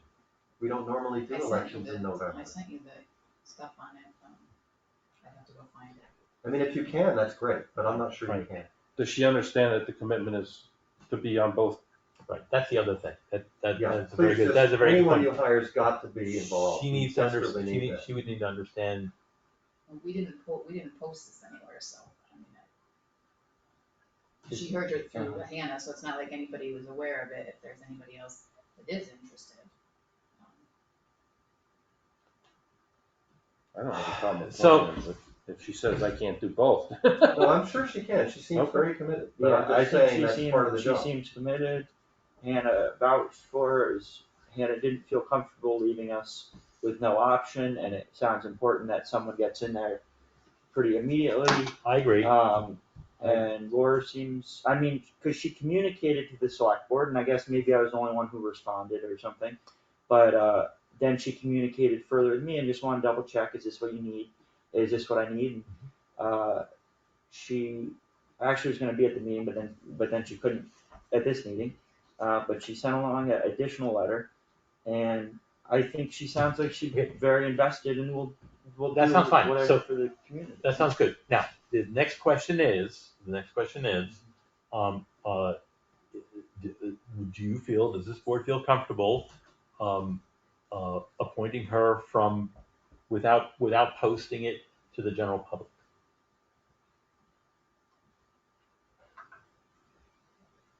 I do, Not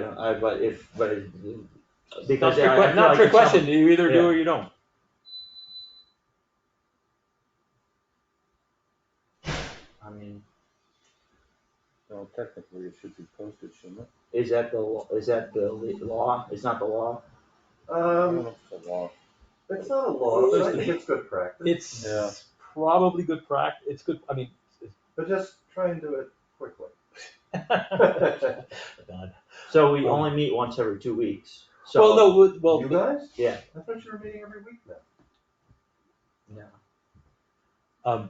So let's see, when's your next meeting, John? Of the We school are meeting, committee? I think, School committee. next week. Yeah, I was of the understanding that this was in it of an immediate, or somewhat of an Well, urgent nature. so there's, So we so, do a temporary appointment? yeah, because what are you gonna do, yank somebody from it? Well, She- you could She's do it- obviously committed, and I think, If again, Melissa's right, and you can have an election in November, Let me go. Yeah.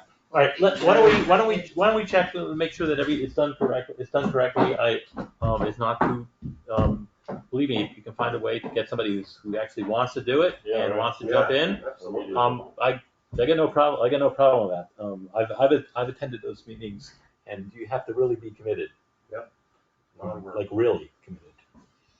All right, so let's just wait. I'm gonna get a glass of water while.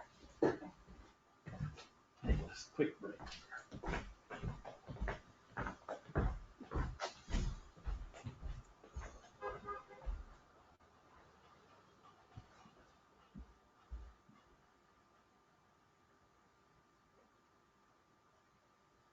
I'm glad the owl will be hopefully soon. I don't have to stare at the little computer screen. That'll be good.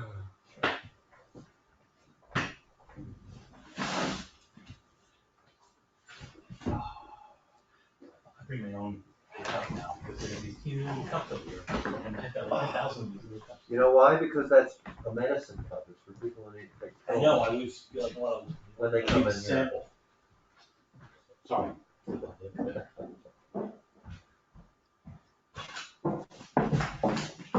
I believe this is from the school agreement, that if any committee member's position shall become vacant or office has expired, the appointive authority, got cut off, shall appoint a resident of such member town until the next biennial state election and thereafter. Okay, so it's every 2 years. It's when we have our state representatives. So it's every 2 years.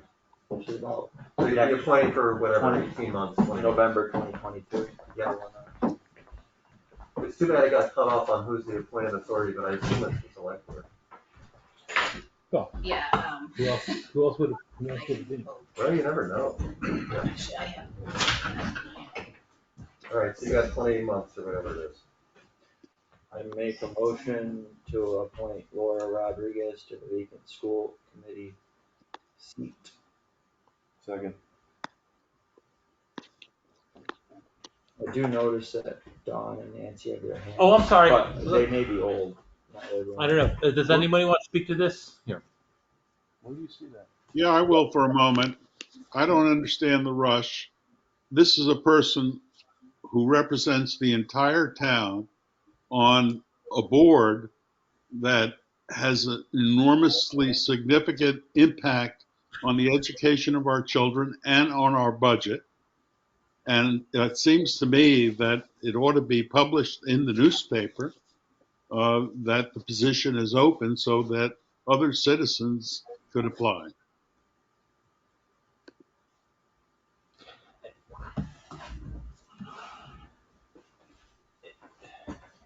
Man's got a point. Not to dissuade Laura from participating in this. I think she'd be great. But, if Yeah, no, I agree. It's just too bad that when she contacted and asked about what was going on, and Hannah asked about what was going on at the beginning of August, I guess said what I said, sounds great that you've been proactive, and I was in touch with them, and I said, it's great that you thought ahead and found someone who might be able to replace you, and no one else said, we're actually gonna post this in the newspaper, which is fine, those things happen, but, maybe next time we have an opening and we're alerted well in advance, let's just try to be on, posted, right? in Yeah. advance, Yeah. when they let us know. Do you have Warning, an yes. Do you have an official resignation from Hannah? Yes, She does? we do have. Yeah, and she let us know, I And- can't recall And we exactly. should have at the meeting following that, we should have actually. Yeah, because I didn't even know. Posted that. for the I'm on meeting. that committee, So, all right, so what we're gonna do is we're gonna do it the, I would make a motion that we post it. What is this, like just a 30-day post, so essentially should be. 30 days, there's only, I would give them I would, if you're really only meeting every 2 weeks, I would give it 2 weeks. And you A guys have 2-week a post? blast that you can send out, right, through the town email system to everyone, like when you're Can doing we? job Okay. descriptions and stuff Two like that? weeks would be fine, if somebody's interested, they're interested, Yeah. if the board has no problem with 2 weeks. Yeah, but it would be great if you could appoint by the next meeting, the next, in 2 weeks. In the interim, I would also suggest that we do reach out to Laura, thank her, tell her that we just for transparency, we need to post it. Also, make sure that she understands, because it will be in the post, that of her requirements, the requirements that would be for the job. yeah, Also, even though each planning board for each town must have a school committee member, your moderator still has to make the appointment. So you might want to coordinate with the moderator on your next meeting, because so you actually don't make the appointment. Right. He makes the appointment. So you just want to, you make the appointment for the school committee member. He makes the appointment to put them on the board, the planning board. So you Really? don't want to kill two chickens with one Right. truck. We'll have to do that around your, if there's any conflict. All right, so that's what we're gonna do. And again, I the next time we receive a resignation letter, that we immediately put on the agenda fill that space so we don't waste any time. That was a failing of, that was a misstep, Oversight. oversight. There we go. Okay, so, all right, so number 6. This is actually something that I believe should be discussed with the new council. I know that in a list of things that were brought up during the transition discussion with the new council, they seem to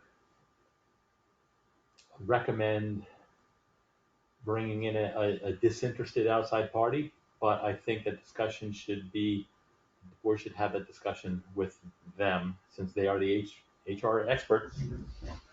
And they seem to have some good ideas. So I would, when you have one of the Bryans show up, that's when we should have that on the agenda. In order to deal with it in a more timely manner, but keep the independence and, of a third party, I think we might wanna consider an ad hoc committee to, filter some candidates and interview and suggest an independent investigator to the select board. A small, maybe 3-member ad hoc committee, that would just interview candidates. If there was any partiality on the board, that could help get rid of that in finding an independent investigator. I mean, the longer, it's not good to let, HR issues, go on for longer than they need to go on. Sorry to interrupt you. By the time we would put together, formulate an ad hoc committee, and then they would actually post a meeting and meet, we'd already have. Well, I mean, we could KP meet on in Monday. office. We can meet on Monday and appoint an ad hoc committee, Monday's a holiday. or Tuesday, sorry. You were given a list of all the investigators. I know, but we are very slow. We're 2 Meet weeks. once a week for starters. We're meeting every 2 weeks. We can't appoint anybody. This is the second meeting in a row, or second meeting out of 3, when the Concom asked us to appoint their permanent agent. We didn't get back to them in intermediary. We decided at the meeting we couldn't appoint them. When Hannah and Laura reached out 3 weeks ago or so, we didn't get back to them. We are very slow, and I think getting an ad hoc committee would actually speed it up. We can meet on Tuesday of next week to appoint 3 people. They can meet a lot more than we can, because for some reason we can't meet often. And we can, but we don't. I don't. But wait a minute. So you're proposing we meet on Tuesday to formulate a committee, but then we're meeting on Wednesday. We need to meet more often, because we have a lot of things to deal with, I think. But the thing is this. Uh-huh. On Wednesday. Yeah. Okay. We're gonna have a discussion with town council that may truncate this whole thing. It may not. In what? But yeah. Listen, I don't care who the investigator is. It could be, as long as they're not from Monterey, as long as they're outside, it doesn't make a difference to me. But I'm saying that yes. Well, no. To hire an investigator, where's the appropriation for that money, first of all? And we already have counsel that's an HR investigator. Why are we looking for an investigator when we have no money to pay? Yeah, that's true, but also I think Steve's right. I think you already have the potential for the immediate use of an independent HR investigator. It's your new law firm. Except I'm of the understanding that if we ever went to court or got sued over the case, having a separate HR independent, that's the reason you get an independent investigator, right? Is because they don't want to have any conflicts at all. And our lawyer works for us and with us. And so they could have a potential conflict, and I think the reason you get an independent investigator is that they have no relation, other than you bring them in for one. I understand. I'm not sure why anyone ever suggested you need an HR investigator. You have HR issues, So you just need an HR person. Problem is, it's gonna take a while to get one, but in the meantime, you already have it available from your lawyer. It's not, we don't. Right. I think, so I understand what you're trying to achieve. I do. Because you were vouching for it 2 weeks ago. Yeah. Bringing in an independent Right, investigator. So you had a change of heart because KP has been appointed? No, I'd rather have just bring in an outside investigator, quite So frankly. that's what I want to do. No, I understand that. I understand that, but the thing is that, now we do have a new law firm that does have an HR Uh-huh. lawyer, okay? They exist, and so that's what's changed, okay? Yeah. And so I'm always try to look at the shortest path of resolution, okay? And you're right, this thing, I don't like these things going on and on and on and on. So the shortest path of resolution is, in my opinion, is going to be having a discussion on the 8th with this person from KP. Now, 15. what do you mean 15? 15. Yeah, it's the 15th, 15. It's always been the 15th. September. Oh, who's coming in on the 8th? On the 6th, the other guy is coming in. We don't meet On- on the 8th. Wait. On the We don't 6th meet of- on the 8th. Oh, the 6th. Oh, the 6th. Wait, he's coming in October? This is. Oh, One that this specializes is- in HR is coming in on the 15th. Of Our September. main counsel, Brian Riley, who deals with the other issues, is coming in on the 6th Isn't that the holiday? The 6th of of the next October. one. Let's use months and 15th of days. September, 6th of October. 15th of Yes, September, yes. 6th of October. I could be mistaken, but I think the money we would use to pay an independent investigator is the money set aside 6,000 or so. For That's a HR. grant, that was a grant. No, it's not a I'm grant. sorry, that So wasn't where a was the grant. money coming from 2 weeks ago? We were gonna have to get permission from the finance committee to take it from the reserve funds. No, well, yes, you can ask, of course, but I don't see how you call Getting that an ulcer? unexpected emergency. Okay. When you have a law firm that already does HR, Yeah, at no, least in the short term. look, I was just, last week, when I said the select board might investigate it, I was told conflict of interest, and we could face legal troubles. And so I thought over and I talked to people, and I did begin to think, yeah, conflict of interest, we could face legal trouble if we investigate it or people associated with us investigate it, and that's why you bring in independent investigators. So that's, But HR isn't normally done that way. Normally you have an HR department at your municipality or your corporation, Yeah. and they do it. Yeah. Otherwise, you'd never be able to have an HR person because they have an inherent conflict of interest because they work for the company. All HR people work for the companies, they do HR. They can't get into it, but the two claims being made fall under protected classes, and that's why it's recommended that you have an outside investigator to make sure that everything is followed legally. No, I understand that, but KP Law is a law firm. Of course they understand protected classes. That's their business. Perhaps. Well, that's why you guys should interview. Perhaps, if we don't want to wait until the 15th, How are we we gonna can reach begin- out to, well, let me just finish my thought. We can reach out to KP Law for their recommendation. Yeah, that's a good idea. And the recommendation is, one, we use one of you guys. Two, we bring in outside counsel and outside investigator, sorry. And if so, do you have recommendations for us? I mean, they are an independent. They're still They're ready. independent. They're not. They haven't been tainted by Monterey yet. So they're independent except that we pay them money. You gotta pay the HR investigator money no matter who it is. right. And the thing is, remember, it's within. It's not just Monterey versus somebody or somebody versus Monterey. These are all employees of Monterey. So it's basically it's within our little house over here. Yes. But I think this would be also a good test of how we deal with the I'm sure if there was a conflict of interest, they'd be the first one. exactly. They would say right away, So- listen, we can't get involved with this. In 2 weeks, in our meeting in 2 weeks, are we going to 15th? ask them? On the 8th of. Well, I would prepare a letter. Well, yeah, see, I'm that's the preparing other a letter right conflict now. I see. I mean, we're gonna meet with, and the town administrator is gonna be at the meeting? I mean, how's that work? And we can't have legal advice given in an open meeting. Wait a minute. No. Sorry. What? Sorry, what? No, I didn't mean to interrupt you. Okay. I mean, those Well, two are we issues. can make part of that an executive session. No. Steve's recommendation was very simple. The three of you write a letter to KP Law asking if they would do HR for you. If they say it's a conflict and they can't do it, problem solved.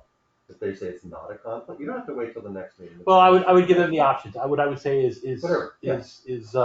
Option one, Sure. you guys come in. Option two, independent. And if you say independent, can you give us recommendations, or should we formulate a committee? Okay, and then they say that independent. How do we pay for that independent investigator? Or how do we pay for them if we're asking for HR help? Out of when the they're our town 17,000. council? Out of their legal fee.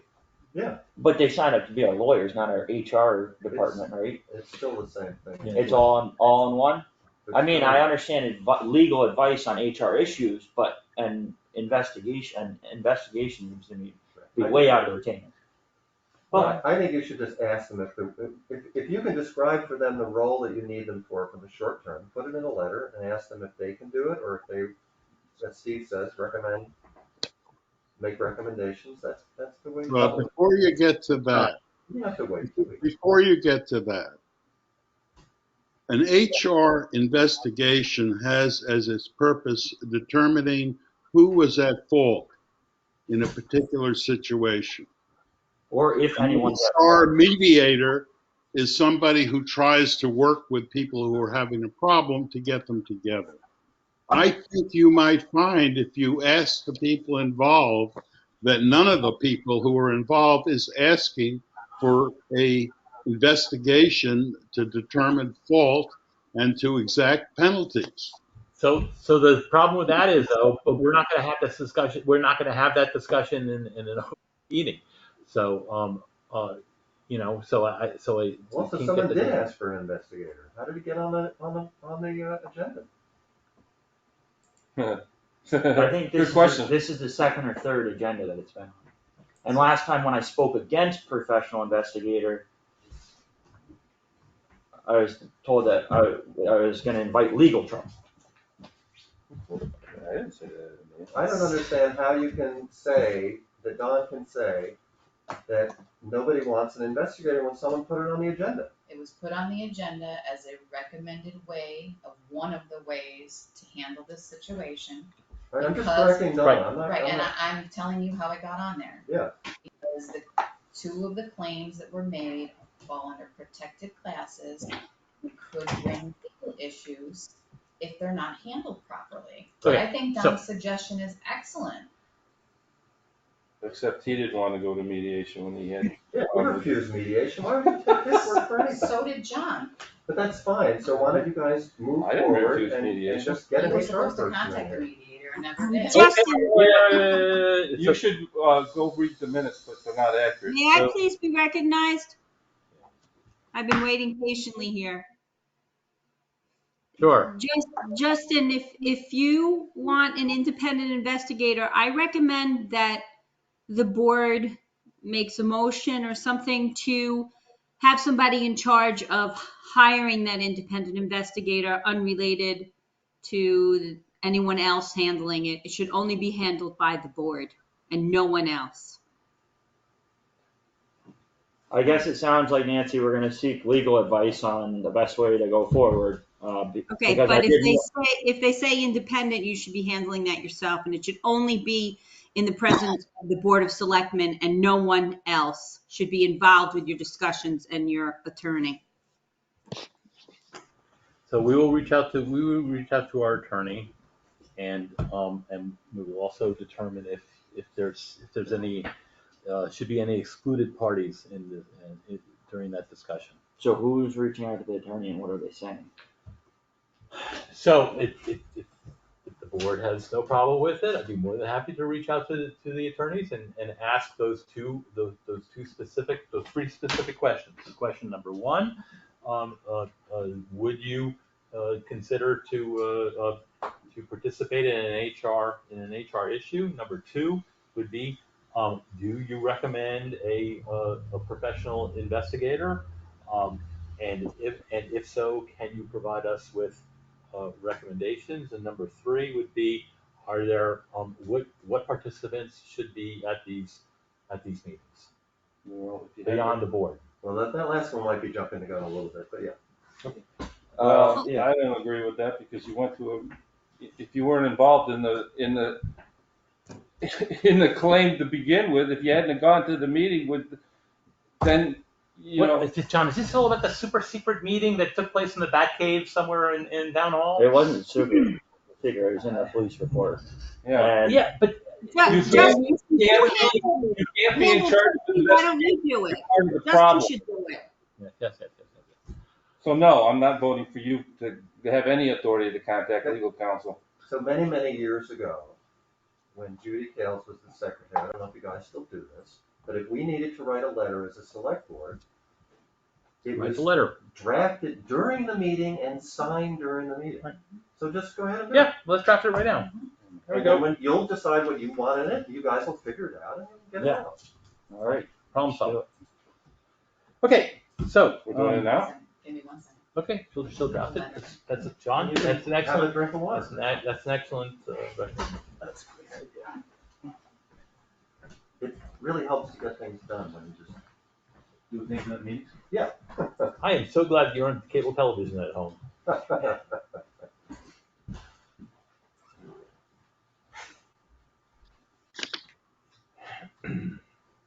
I was really concerned about this hurricane business. We're gonna get a lot of water, but that's all. And tonight, 2 a.m., I think is heavy. Is when it's going to really come down. I see their trees have mushrooms growing all over them. I know, they're very wet. Much rain. What? Oh, well, I don't want to continue with John out. He'll think it's a conspiracy for. Well, I can start speaking, and then he'll come in. He'll come in doing it. We're just going to talk about approving the minutes from 8/18. I don't have them in front of me. so it was just you and me, Steve. Was it? Yes, and I thought everything was good, other than just, the item 13, my the spelling of my name, that's all. That's the only thing I noticed, so. Okay, so if you correct Justin's spelling of his name, then I would make a motion to approve the meetings of the minutes of 8/18. Second, Okay, since John is not here, I believe it's appropriate to have this vote. So I vote yes. yes, Okay. So it's 2, and John was not here because he wasn't at the meeting. All right. Oh, postings on posting meetings to YouTube. Can we do the letter first? Sorry. we're gonna do the Oh, letter. let's do the list. HR Yes, investigation. let's please do the letter first. Exactly what you'd like it to say. Oh, I thought you were drafting it. No, I want to make sure I use your words, not mine.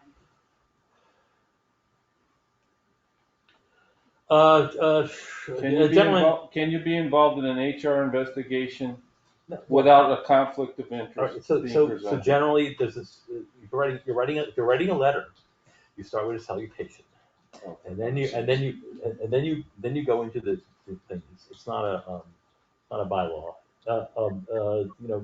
Gentlemen, the town of Monterey is currently experiencing. I don't know. You have to work on the line.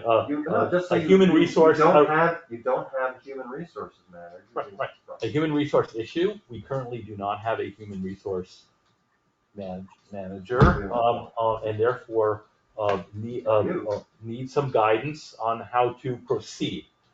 There are several. We recognize several possibilities in which we would like you to make a recommendation on. Item number 1.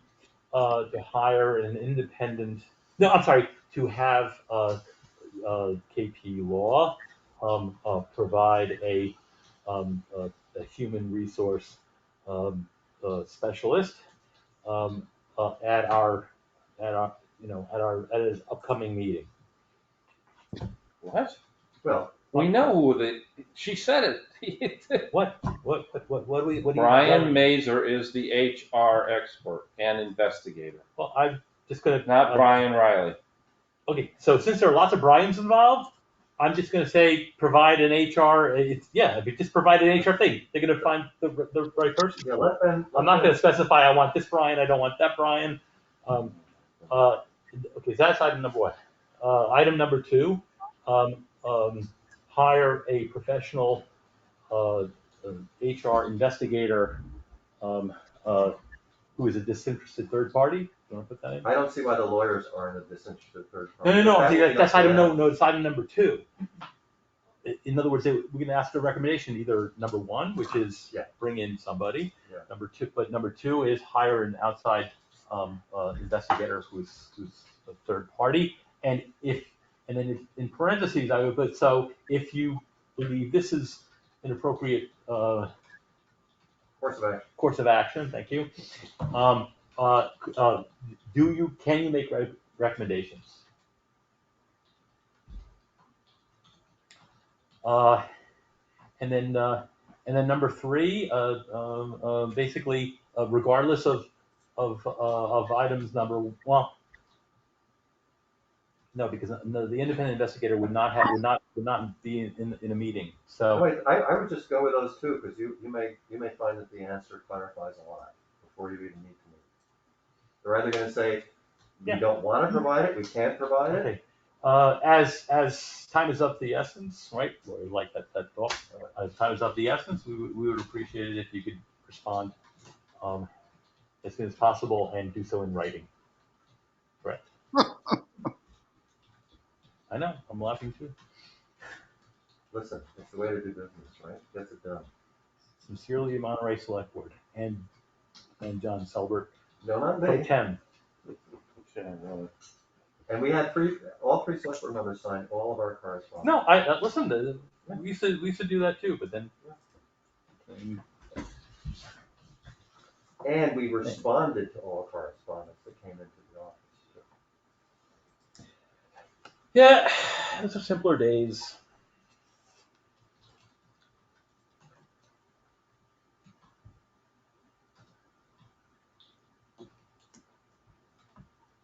You can go out, I will clean this up. Okay. Posting meetings on YouTube. Okay, so a little while ago, we voted to post our meetings to the website. And Melissa worked on that for us and found out that we can't post the videos to our website, but one option would be to post them on YouTube. And so I make a motion that we post the recorded select board meetings on YouTube. The YouTube channel could be, I don't know if you're the town of Monterey. Monterey Mock Select Board Meeting with the And if other boards, committees, or commissions. Don, turn your microphone off if you're eating potato chips. Thank you. So I think that's where we'd start, obviously, since we voted on it before and we approved it. It's something that we'd like to do. We like the idea. This is about doing it on YouTube because the website doesn't support it. That's my motion. What's the purpose for? What? What's the purpose of posting these on YouTube? Transparency.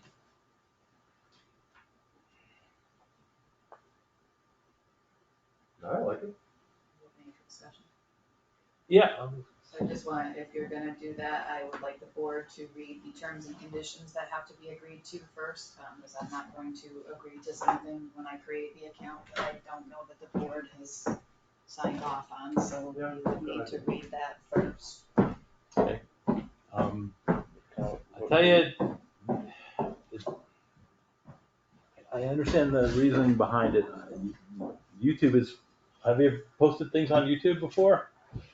They're funky. Posted Yes. things on YouTube. You. Not me personally, but I've been a part of things that are posted on YouTube. And I noticed other towns like Chelmsford.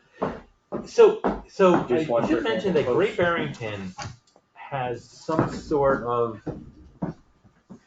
Great Barrington has some sort of video. I saw it online. If you could look it up, Great Barrington has some sort of video channel that is like that has all the different towns and their select boards. I think that would be more appropriate. Okay, I could be mistaken. It's not on YouTube. They may be on YouTube, Steve, and then they're just organized on the town website. I It don't was know. something. I was going to write to. Well, you know, the cable television station does it. So maybe it's theirs. Maybe it's their videos. I don't know. I would Oh love to. yeah, community television for the Southern Berkshires Post Great Barrington Select Board and Finance Committee joint budget meetings. So I guess they don't want to post ours, but we can post them. Well, no, they're shooting. Mm-hmm. They're shooting them, and They're shooting them and posting them. And I think the Southern Berkshire Regional School District also posts its videos because I've seen links to it on their website. Nantucket does it. Chelmsford does it.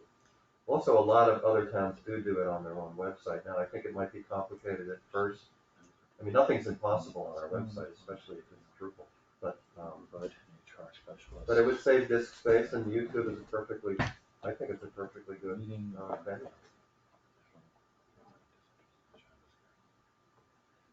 And we'll agree to the terms and conditions of YouTube. I don't want to be specific here, but it's an HR issue. Yeah. So it's not a HR.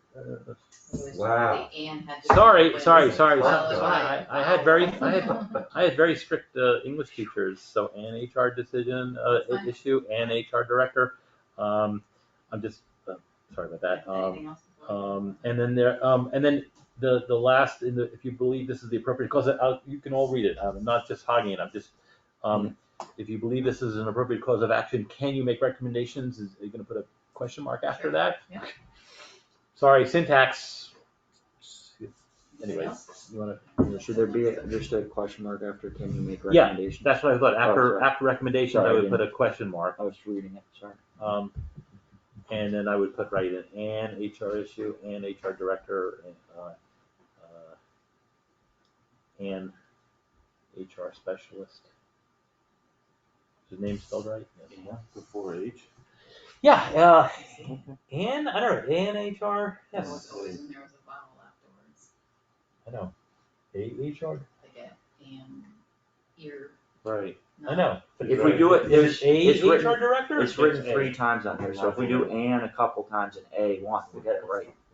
At least. I don't know. It's and after, Anybody have a before better vowel. I think you better do, who is it, Miss something or other on I know. Google? See, this is where you want Barbara Swan. She know what the thing. I don't know. Is it a? I think it's an HR. What? I think it's an, but. And you think it's a? Justin, you're fresh out of college. Are there votes from the public? You know what? Type What about it. Susan Cooper? Go into Type it in and see if you get a Let's- word let's- says it's grammatically Let's incorrect. concatenate this the thing with Yeah. Susan. You would say the a human reason is resource. that if you were typing out human resources, you would say a human resources professional. However, if you're abbreviating to HR, Yeah. the rule is going to be that you're going with un HR because you don't use an A before the H. Acronym. HR sounds like it's all, so it's about this, like the way that works. If you're abbreviating N and if you're writing out human resources, it's A. That's what it is. Okay, right down the line. So No other changes? we're abbreviating it. John Just hasn't that. seen- Oh, wait, let John see it. Let John see it.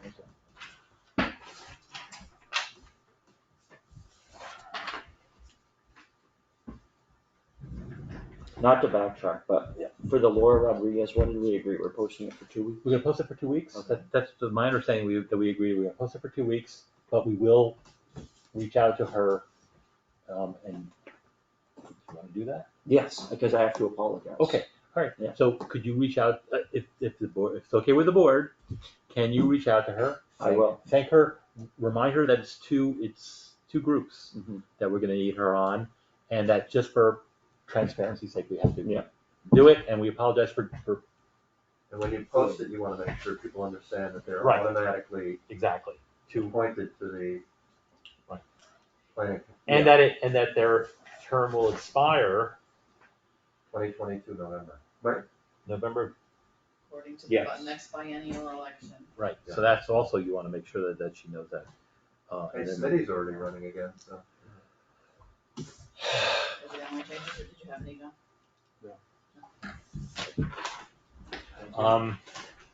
Good, Nick does a job, And so for, oh, sorry, not we just got caught up with,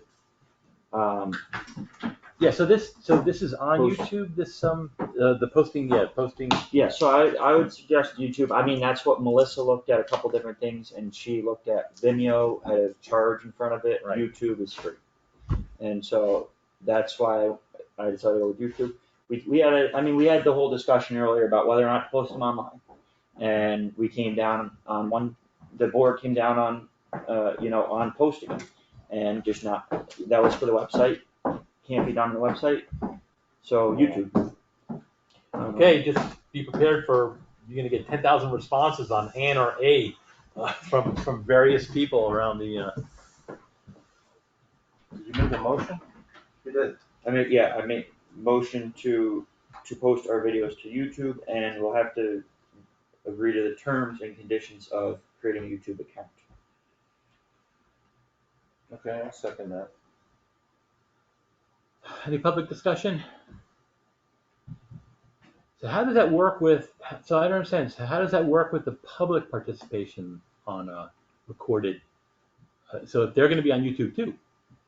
They can leave a comment. It's a public meeting, they're actually, Right. that, you're correct, but it's a public meeting. No, I understand, well, it's a public You're correct. meeting, but right now it's a direct link Yeah. between the two, Yeah. between And I would us and just- the other. Now, anybody signs up over there and says, So do you You guys already are a have, bunch of do you knuckles. already announce that your meetings are being recorded?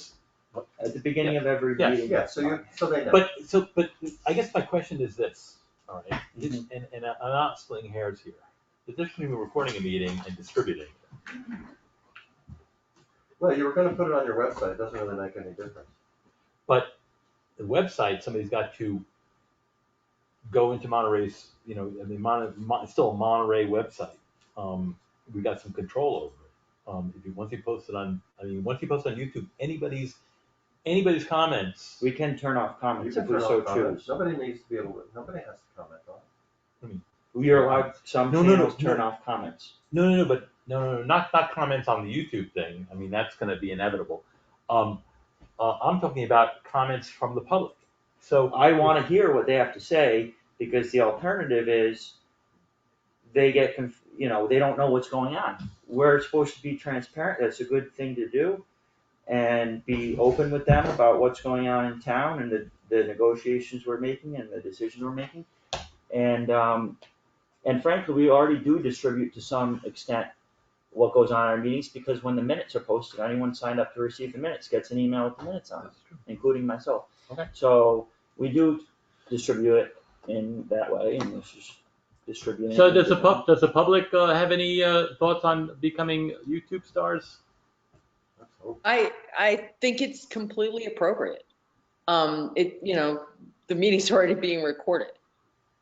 If the meetings are open, if someone wants to come to the meeting, they can come. And Just ask. I think that having meeting minutes is great, but being able to go back and to listen again to something or to see what actually happened often clarifies things. I look, John Silbert said something earlier, and it wasn't what I recalled, and I went back to look at the meeting minutes, and now I have to decide if my own notes were accurate enough. Having access to a recording, if it was important enough, I could go and clarify that, and I think it's a good thing.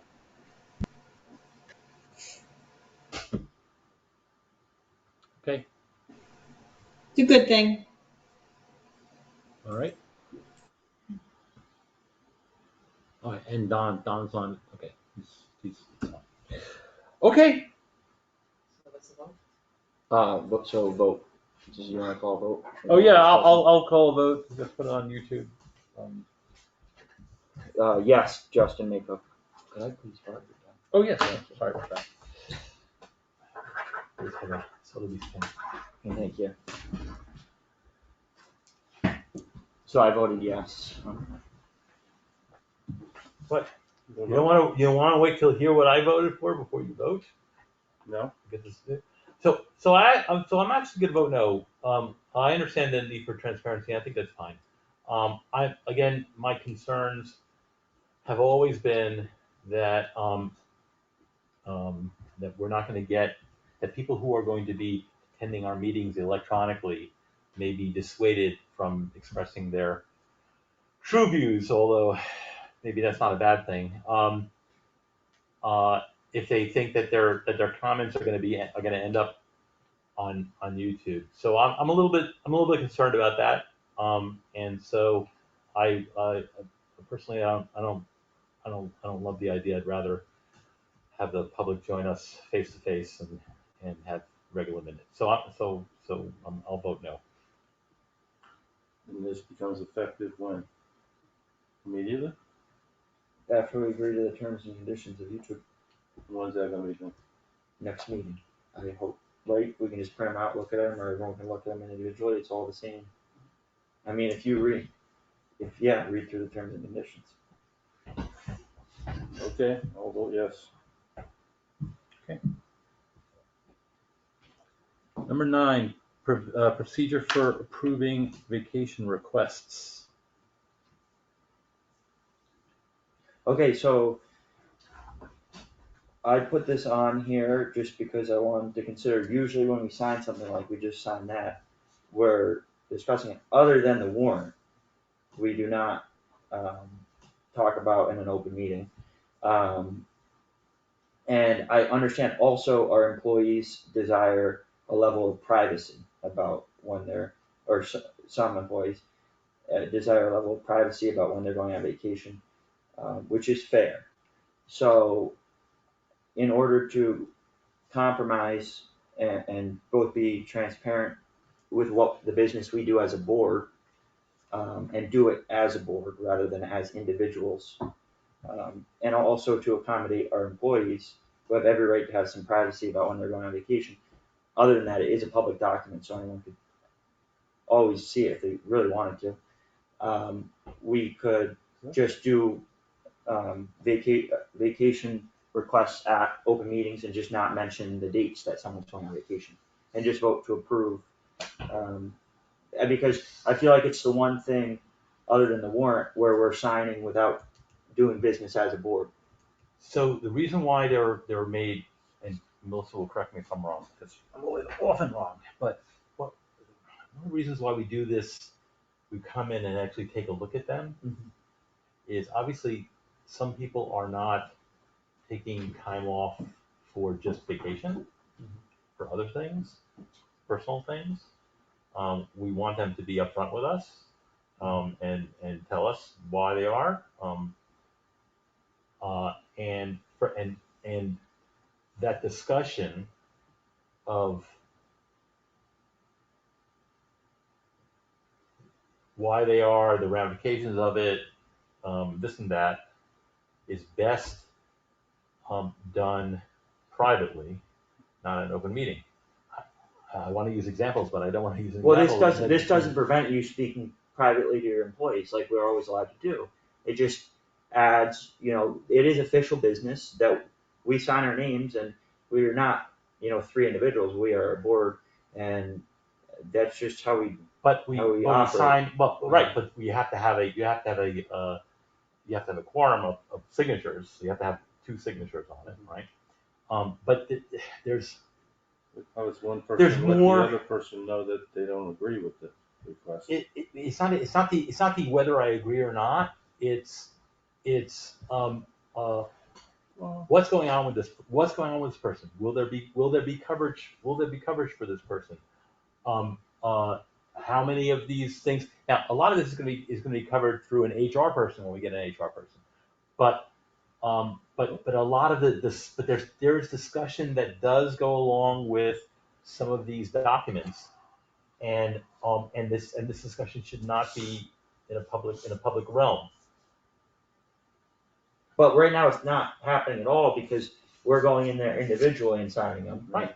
And so that discussion can't happen legally. 'Cause No, it's not an I open know, meeting. but I mean, between you and an employee, which you're always allowed to do. So I was able to, wait, one second, the other way.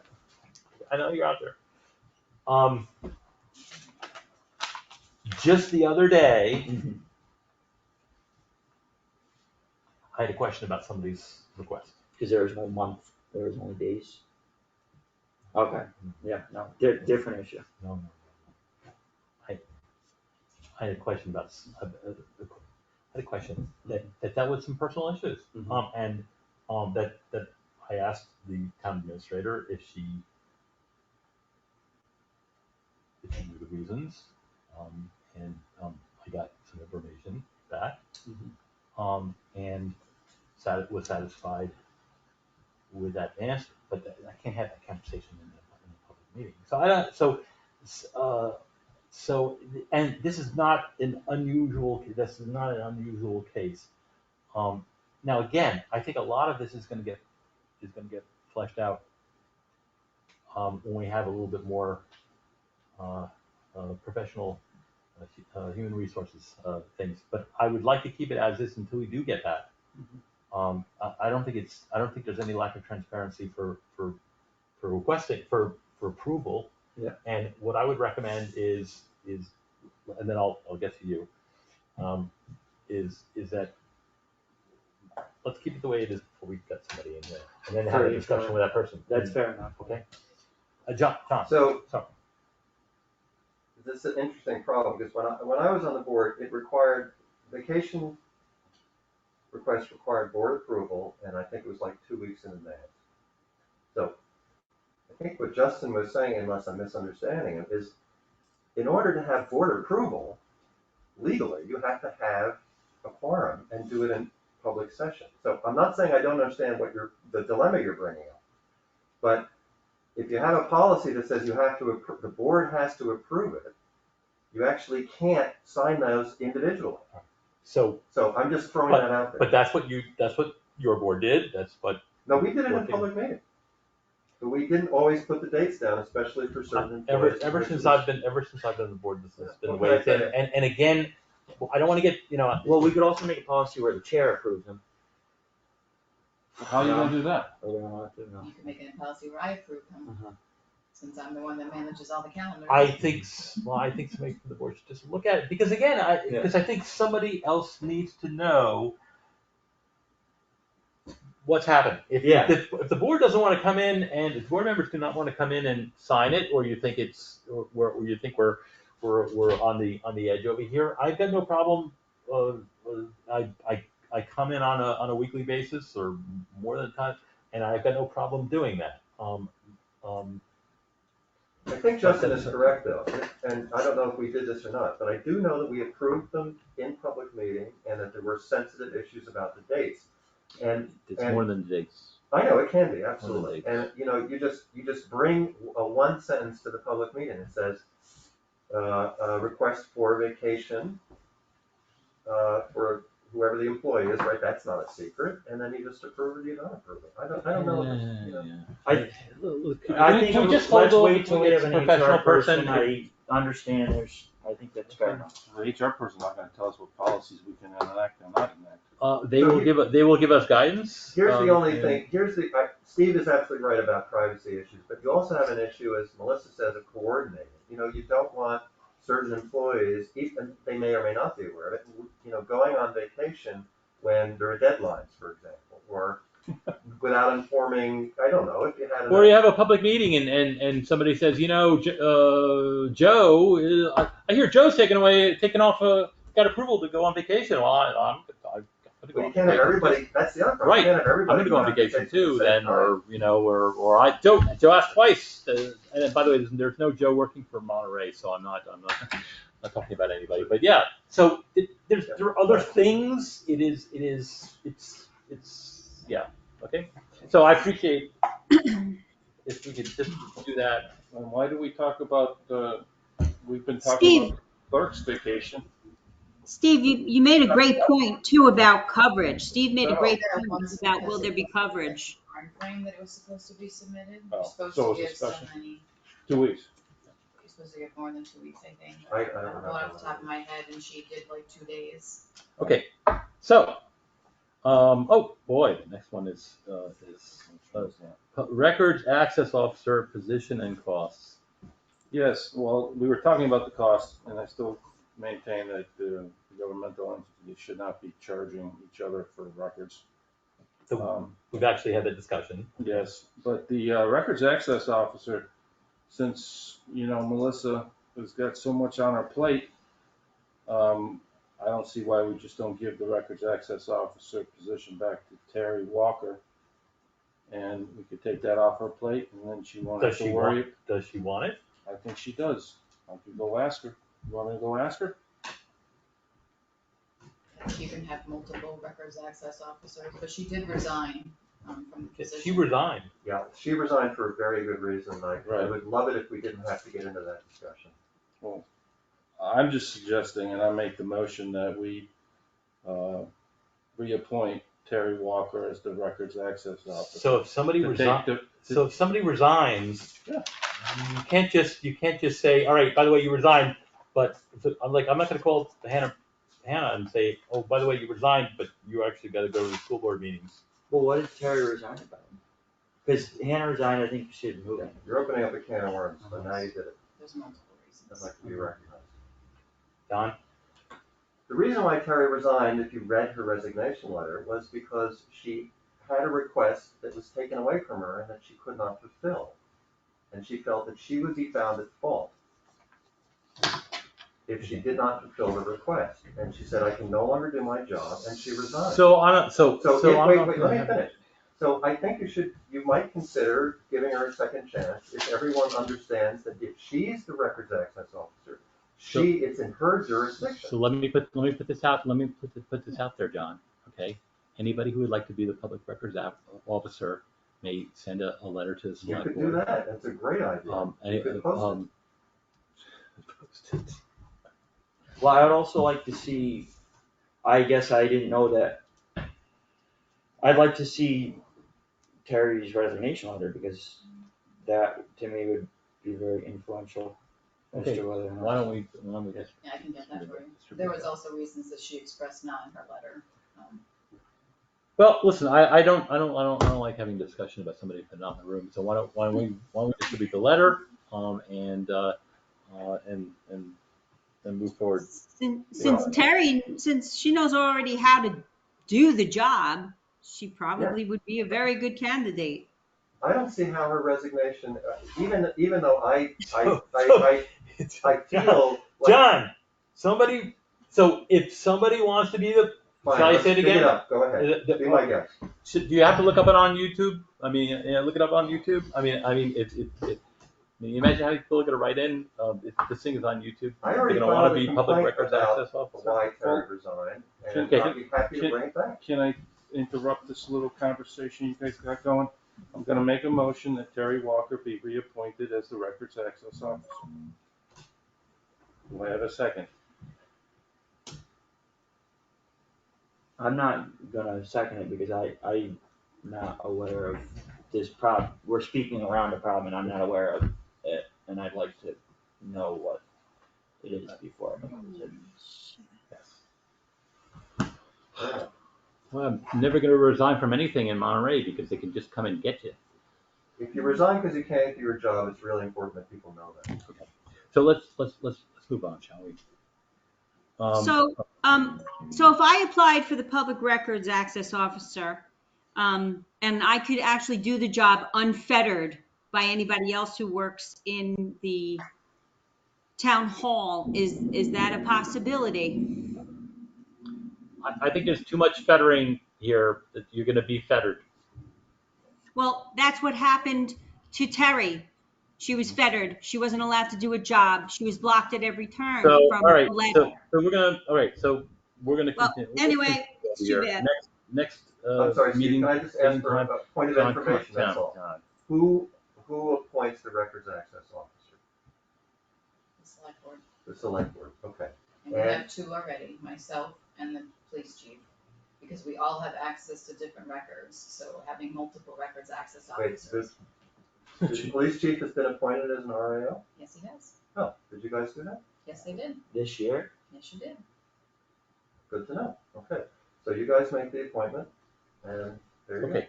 So, I mean, and when you do make the appointment, you just wanna be clear, you know, that certain records access officers have access to certain records and some don't. For instance, if, Gotcha. right now, if something came in for the town clerk, I would have to get the records from the town clerk because I don't have the access to her office. And it would be the same if something came in for the police department, planning board, all that kind of stuff, so. The records access officer is, you know, an organizer. I'm sorry, I'm confused. Just for clarification, if somebody asks for records from the police department, you saying that the police chief is the one who designated to respond to that? Yes, I don't see How would Melissa? I don't be have able to access to. go into No, the? you request, as the RAO, you would request from the chief just like you do everybody else. You just said it yourself.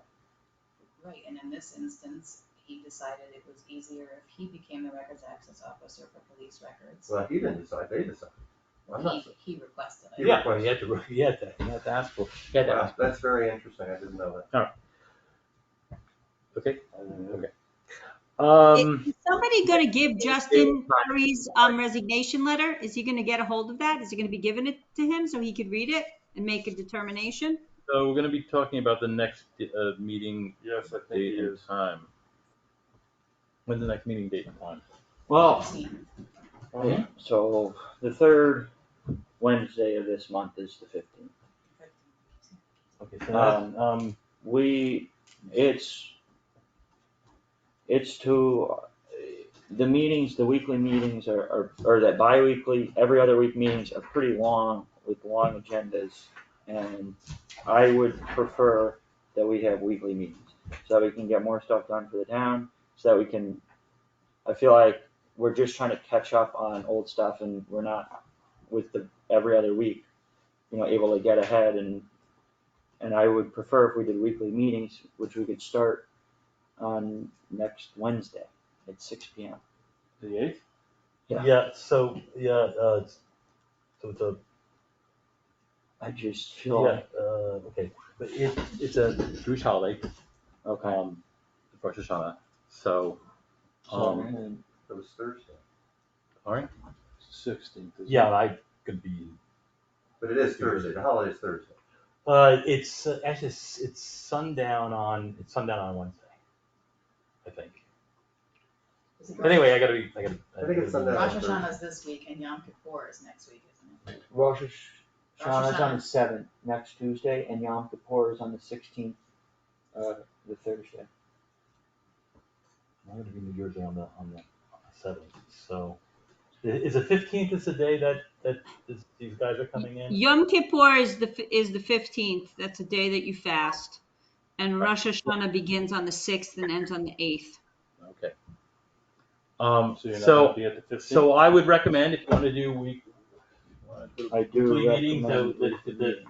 You don't have let's, to have all I three would board start them in October, where there are no more holidays, with the exception of. I don't know if I can really take bi-weekly meetings anymore because it causes a lot of stress.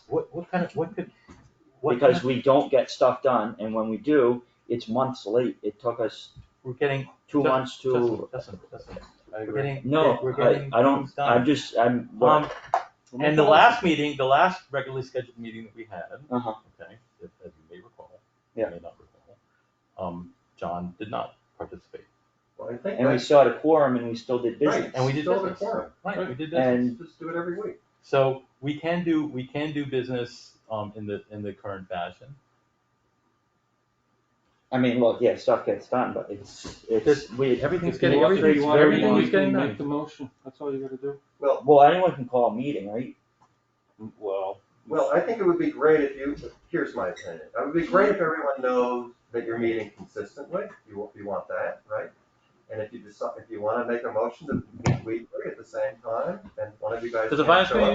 committee meet weekly? Do you guys meet weekly? I'm not talking about that. My finance committee will probably never meet again. I don't know what's going on with that, but Think that's a so? completely different problem. And when they do meet, they don't inform me that they're meeting, which is really interesting.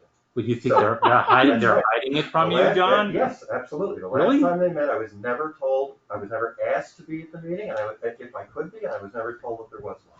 So, but that's a different issue. You brought it up, but it's a different. No, issue. it's very, I It is don't know serious, what and I'm gonna the. file a complaint, so you'll find out about it. So, but what I Justin, you guys vote to meet weekly. why don't you do the 9th and then move, and then skip the 15th, 16th and do the 23rd and then go back to weeklies? Why do you need to Yeah, skip yeah, anything? yeah. Listen, so scheduling actually, while we appreciate the public's viewing, we'd like to, we could talk about it amongst themselves. Dustin? Yeah, We've so got, I, September is jam-packed full things. You want to start? You want to start weekly meetings in October? I also would suggest if we're doing weekly meetings that we do at least one of them during the day. No, Well, that's when all the employees are here. I mean, the whole idea is so to be able to, the meetings are for the public employee, they're not for the employees. they are for the, public they are and for the, business of the town. they're for the whole town. And this way, you'd be able to, right, I mean, it is not a bad thing to have at least one morning meeting. And worked out fine for all the other, you had more morning meetings, John? We did in morning meetings. Yeah. So why should Justin and I miss work to accommodate who? I'll do anything to meet more frequently than once every 2 weeks. Well, then I make a So motion even- that we meet so- every week, starting next Wednesday at 6 PM. I amend that motion. We meet every week, we can meet every week, beginning October 6th, with the second meeting of the month being a morning meeting. And right now I hear Tim Bassler laughing at me because I used to hate those morning meetings. But I'm telling you, they come in handy. Beginning of October 6th, and then the second meeting of the month is going to be a morning meeting. So there's I'm two willing to motions on the board now, or No, one? you made a motion and someone has to second it, or not. I'm not really inclined to do emotions because I don't trust that What? role. So what is that? I've been bringing up meeting weekly for a long time, and so we don't even need to have a motion. We can do it, but it seems like we don't want to do it. I just made a motion to do it. This way we'd also have time to, if we begin in October, we'd also have time to let the Monterey News know of our new. Well, we don't need to even be required to. Our regular ones can be on the first and third Wednesday, and the other ones we can fill in as needed, and that gives the public some regularity and allows us to work around schedules to meet. But we can't meet next Wednesday because it's Rosh Hashanah. Well, We could Steve meet can't be Thursday. there. We could meet Thursday. You could be Wednesday or Thursday. Pick a day during the week and just do it. Please. Let's meet next Thursday the 9th. I just think there's a lot on our plate, and we could have shorter meetings if we did them more regularly, and it would get stuff moving quicker. Like, so, John, what was your motion? Start meeting weekly next week on the 8th? Yes. We meet weekly on Wednesdays at 6 PM. I'll second it.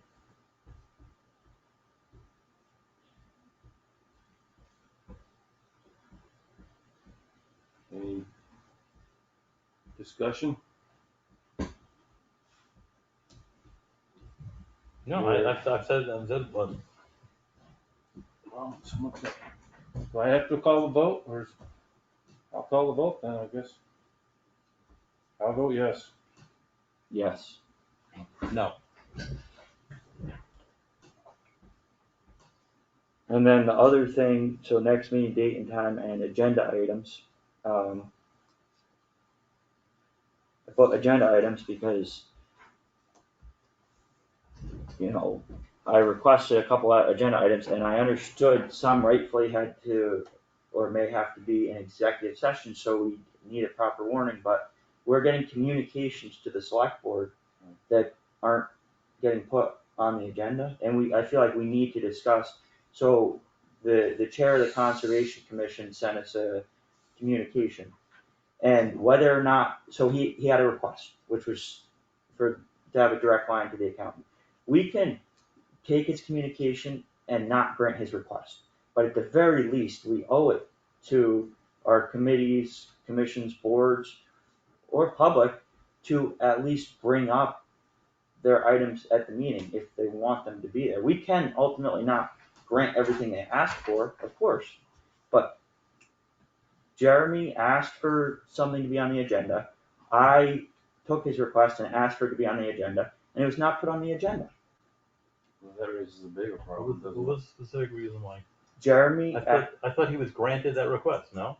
He was given the answers that the accountant passed through, and it was told that there needs to be additional review by council. We have to create a bylaw, and We were not given the answers, Melissa.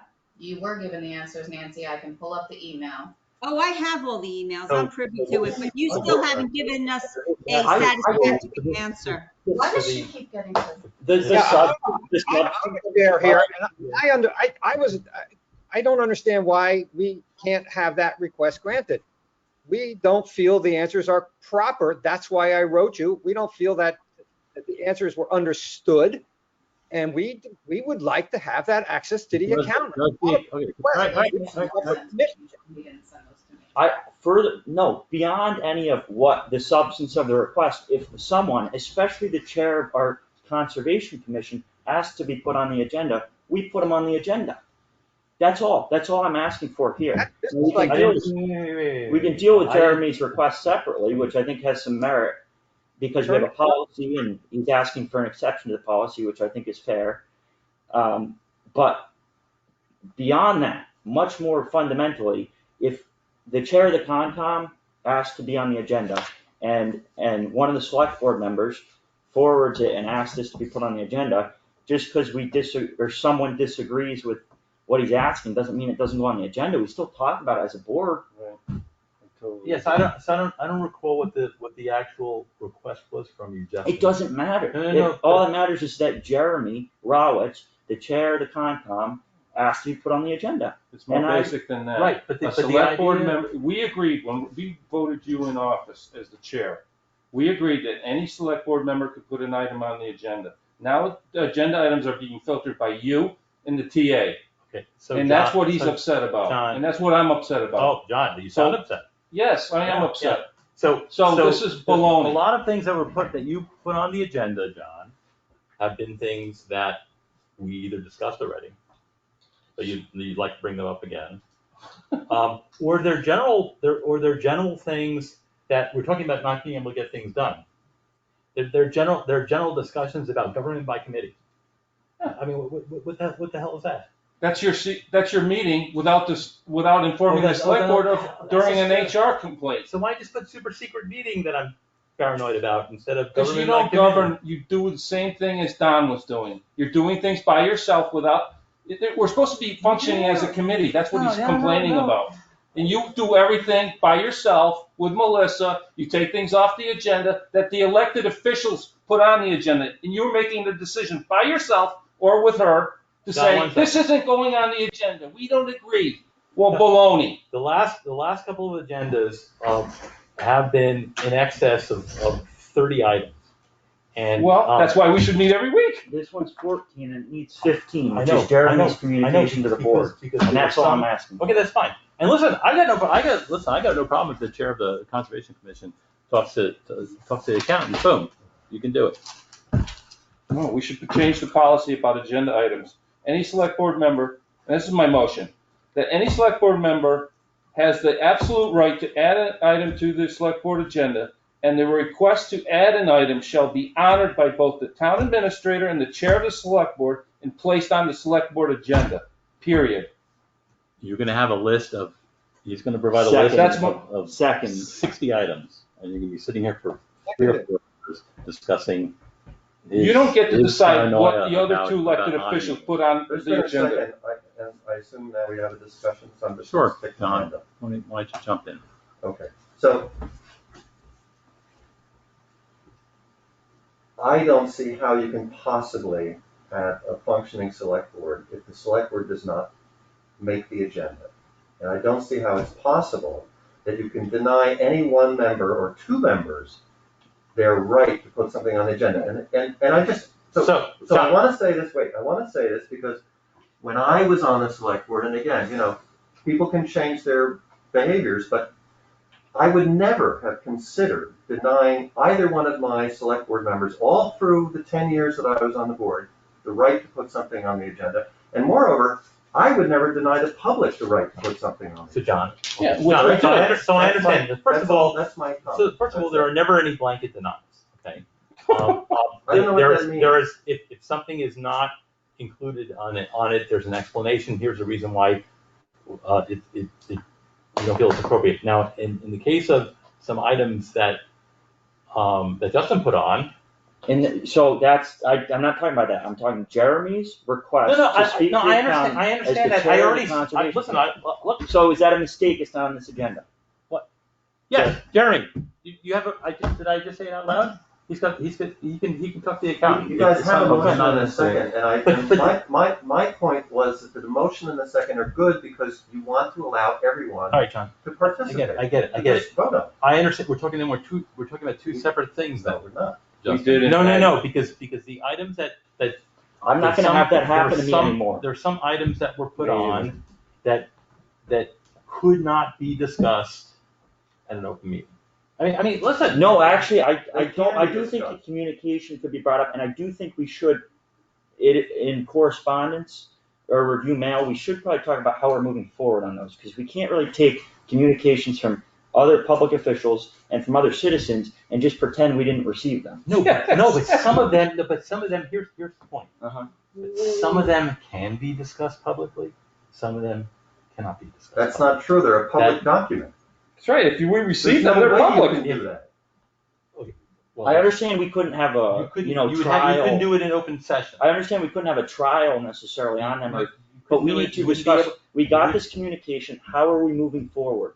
You would not be, right, and so this is why. This is the policy. Right, and so this is why, this is something that should be discussed with his current counsel. No. Okay, No. that has HR, no, because these items, those letters, some of those letters had to be discussed in executive session, could not have been discussed in open. You can't Can you do make that. that They're public determination? documents.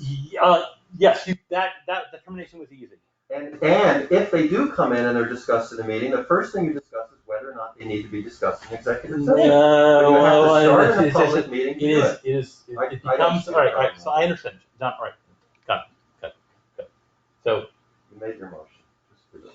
want to put everything out there and Yes. sit with the attorneys? I That- understand, that's I perfectly understand fine. executive session, we've gone into it a couple times since I've been on the board, and I understand it's necessary legally to go into it for certain things, but that doesn't mean they can't be on the agenda. Their communications to the board, we can't pretend they didn't come to us. I'm not, We no have to one's, deal with no them. one's You don't pretending, need to, right, no one's pretending they didn't come to us. well, then what was our plan? We seconded, let's vote. Plan was to discuss them once we had a discussion with our current counsel. I didn't know that, To understand because- how to approach something. But that was that was about a different John, incident, as come on, far as I that's know. not- No, it's not enough. This is unbelievable. You guys cannot decide that something is an executive session item In without private, being in public meeting. by himself. You can't do it. Ridiculous. There's a motion that's been seconded. Circular Circular vote argument. motion.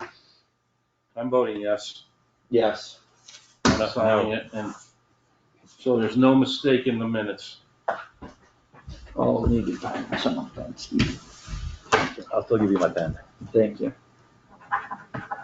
Hey, John, hey, Steve, as long as you're being sanctimonious, that's the first time you've talked to me in 3 years. I really appreciate it.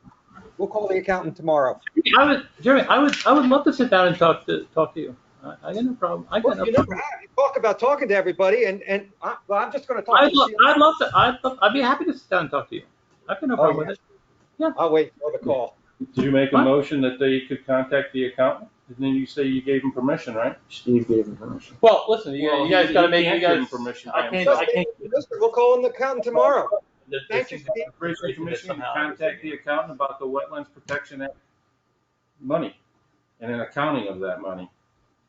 Second, All in favor? Aye. Aye. yes. Okay. There you go. What about what happened? What about what happened, how the Concom wasn't contacted in regards to the agent, the previous agent who worked Review under of our select board rules. jurisdiction? Very good. So I move to table this continued review of select board rules, policies, and procedures draft. Since we're gonna be meeting on a regular basis, we can have that discussion. Is there any mail or correspondence sent or signed? Other than the one that we just signed? What about the letters that we received? Yeah, I sent you one. Yeah, so what are we doing about, I think it was we had 3 communications other than Jared meets, which we will not delve into the specifics of, but what's our plan of action? I would recommend that because these are sensitive issues, that when KP, when you have councils coming in already, that this be discussed. And actually, I'd like to get clarification if those items need to be discussed in the executive session or not. Yes, I agree, yes. Right? Yeah, I know, I agree. So Because if we are not allowed to discuss it in executive session and we do, that is a big problem. So I just think we talking can- about the letters. wait. No, let me finish. We talked about emails that we received in open meeting. They become, they're a public record. We received them and we talked about them. You just don't want to talk about the subject. How's that work? No. Yeah. What I would suggest is that we actually forward those emails to council to make their determination prior to when they come. Right, I mean, they already came. I'm sorry, but I don't know what the other emails are about. John, yeah, okay, I understand you want to be, I have helpful over an here. email for you guys on a follow-up for a meeting that we had 2 weeks ago. I wrote you the email in plenty of time, and it's not on the agenda. What was the email about? You sent a couple of emails. I put it on my agenda items request. What specifically is it? You received the letter, you should know. What was the text of? All right, you want me to read it out loud like I did last time? Sure. No. It's a complaint or charge against someone, I wouldn't do that. It is not a It is complaint. a complaint or charge, John. Okay, so. You are charging that an employee did something. Okay, so I would hold off or do it in executive session. I don't remember what it said. So I don't want to It's- do it. we did the last one, meet, but about, it's the same one as the last one. It's the same email. I would hold off from doing it into an executive session. Well, we'll have to ask if we're allowed to do it in executive Well, session. why wasn't the last email done in executive session? I sent you guys a letter, I read it to you out loud. Nobody said it was a sensitive issue. Well, not No, every no, personnel no. issue is an executive session. Yeah, But right? it's the same email. And the last, I'm and that talking about the last, same the topic. last email was about, wasn't that about, The wasn't last the meeting, filing you read email? it out because you didn't send it to them, you were gonna give it to them after, so nobody actually knew what was in the email that you read.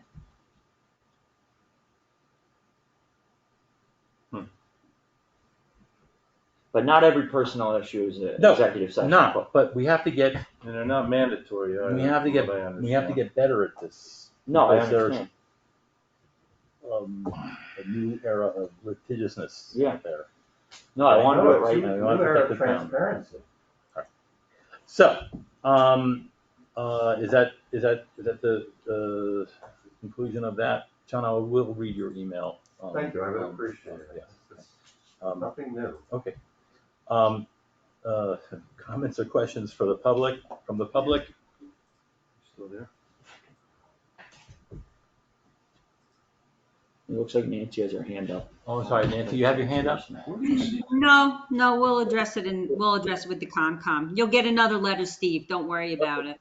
All right, okay, good. So therefore I make a motion to adjourn. Second, All in favor? yes. Yes, Yes. yes. Or not. Can you take a, Good or not. Yeah.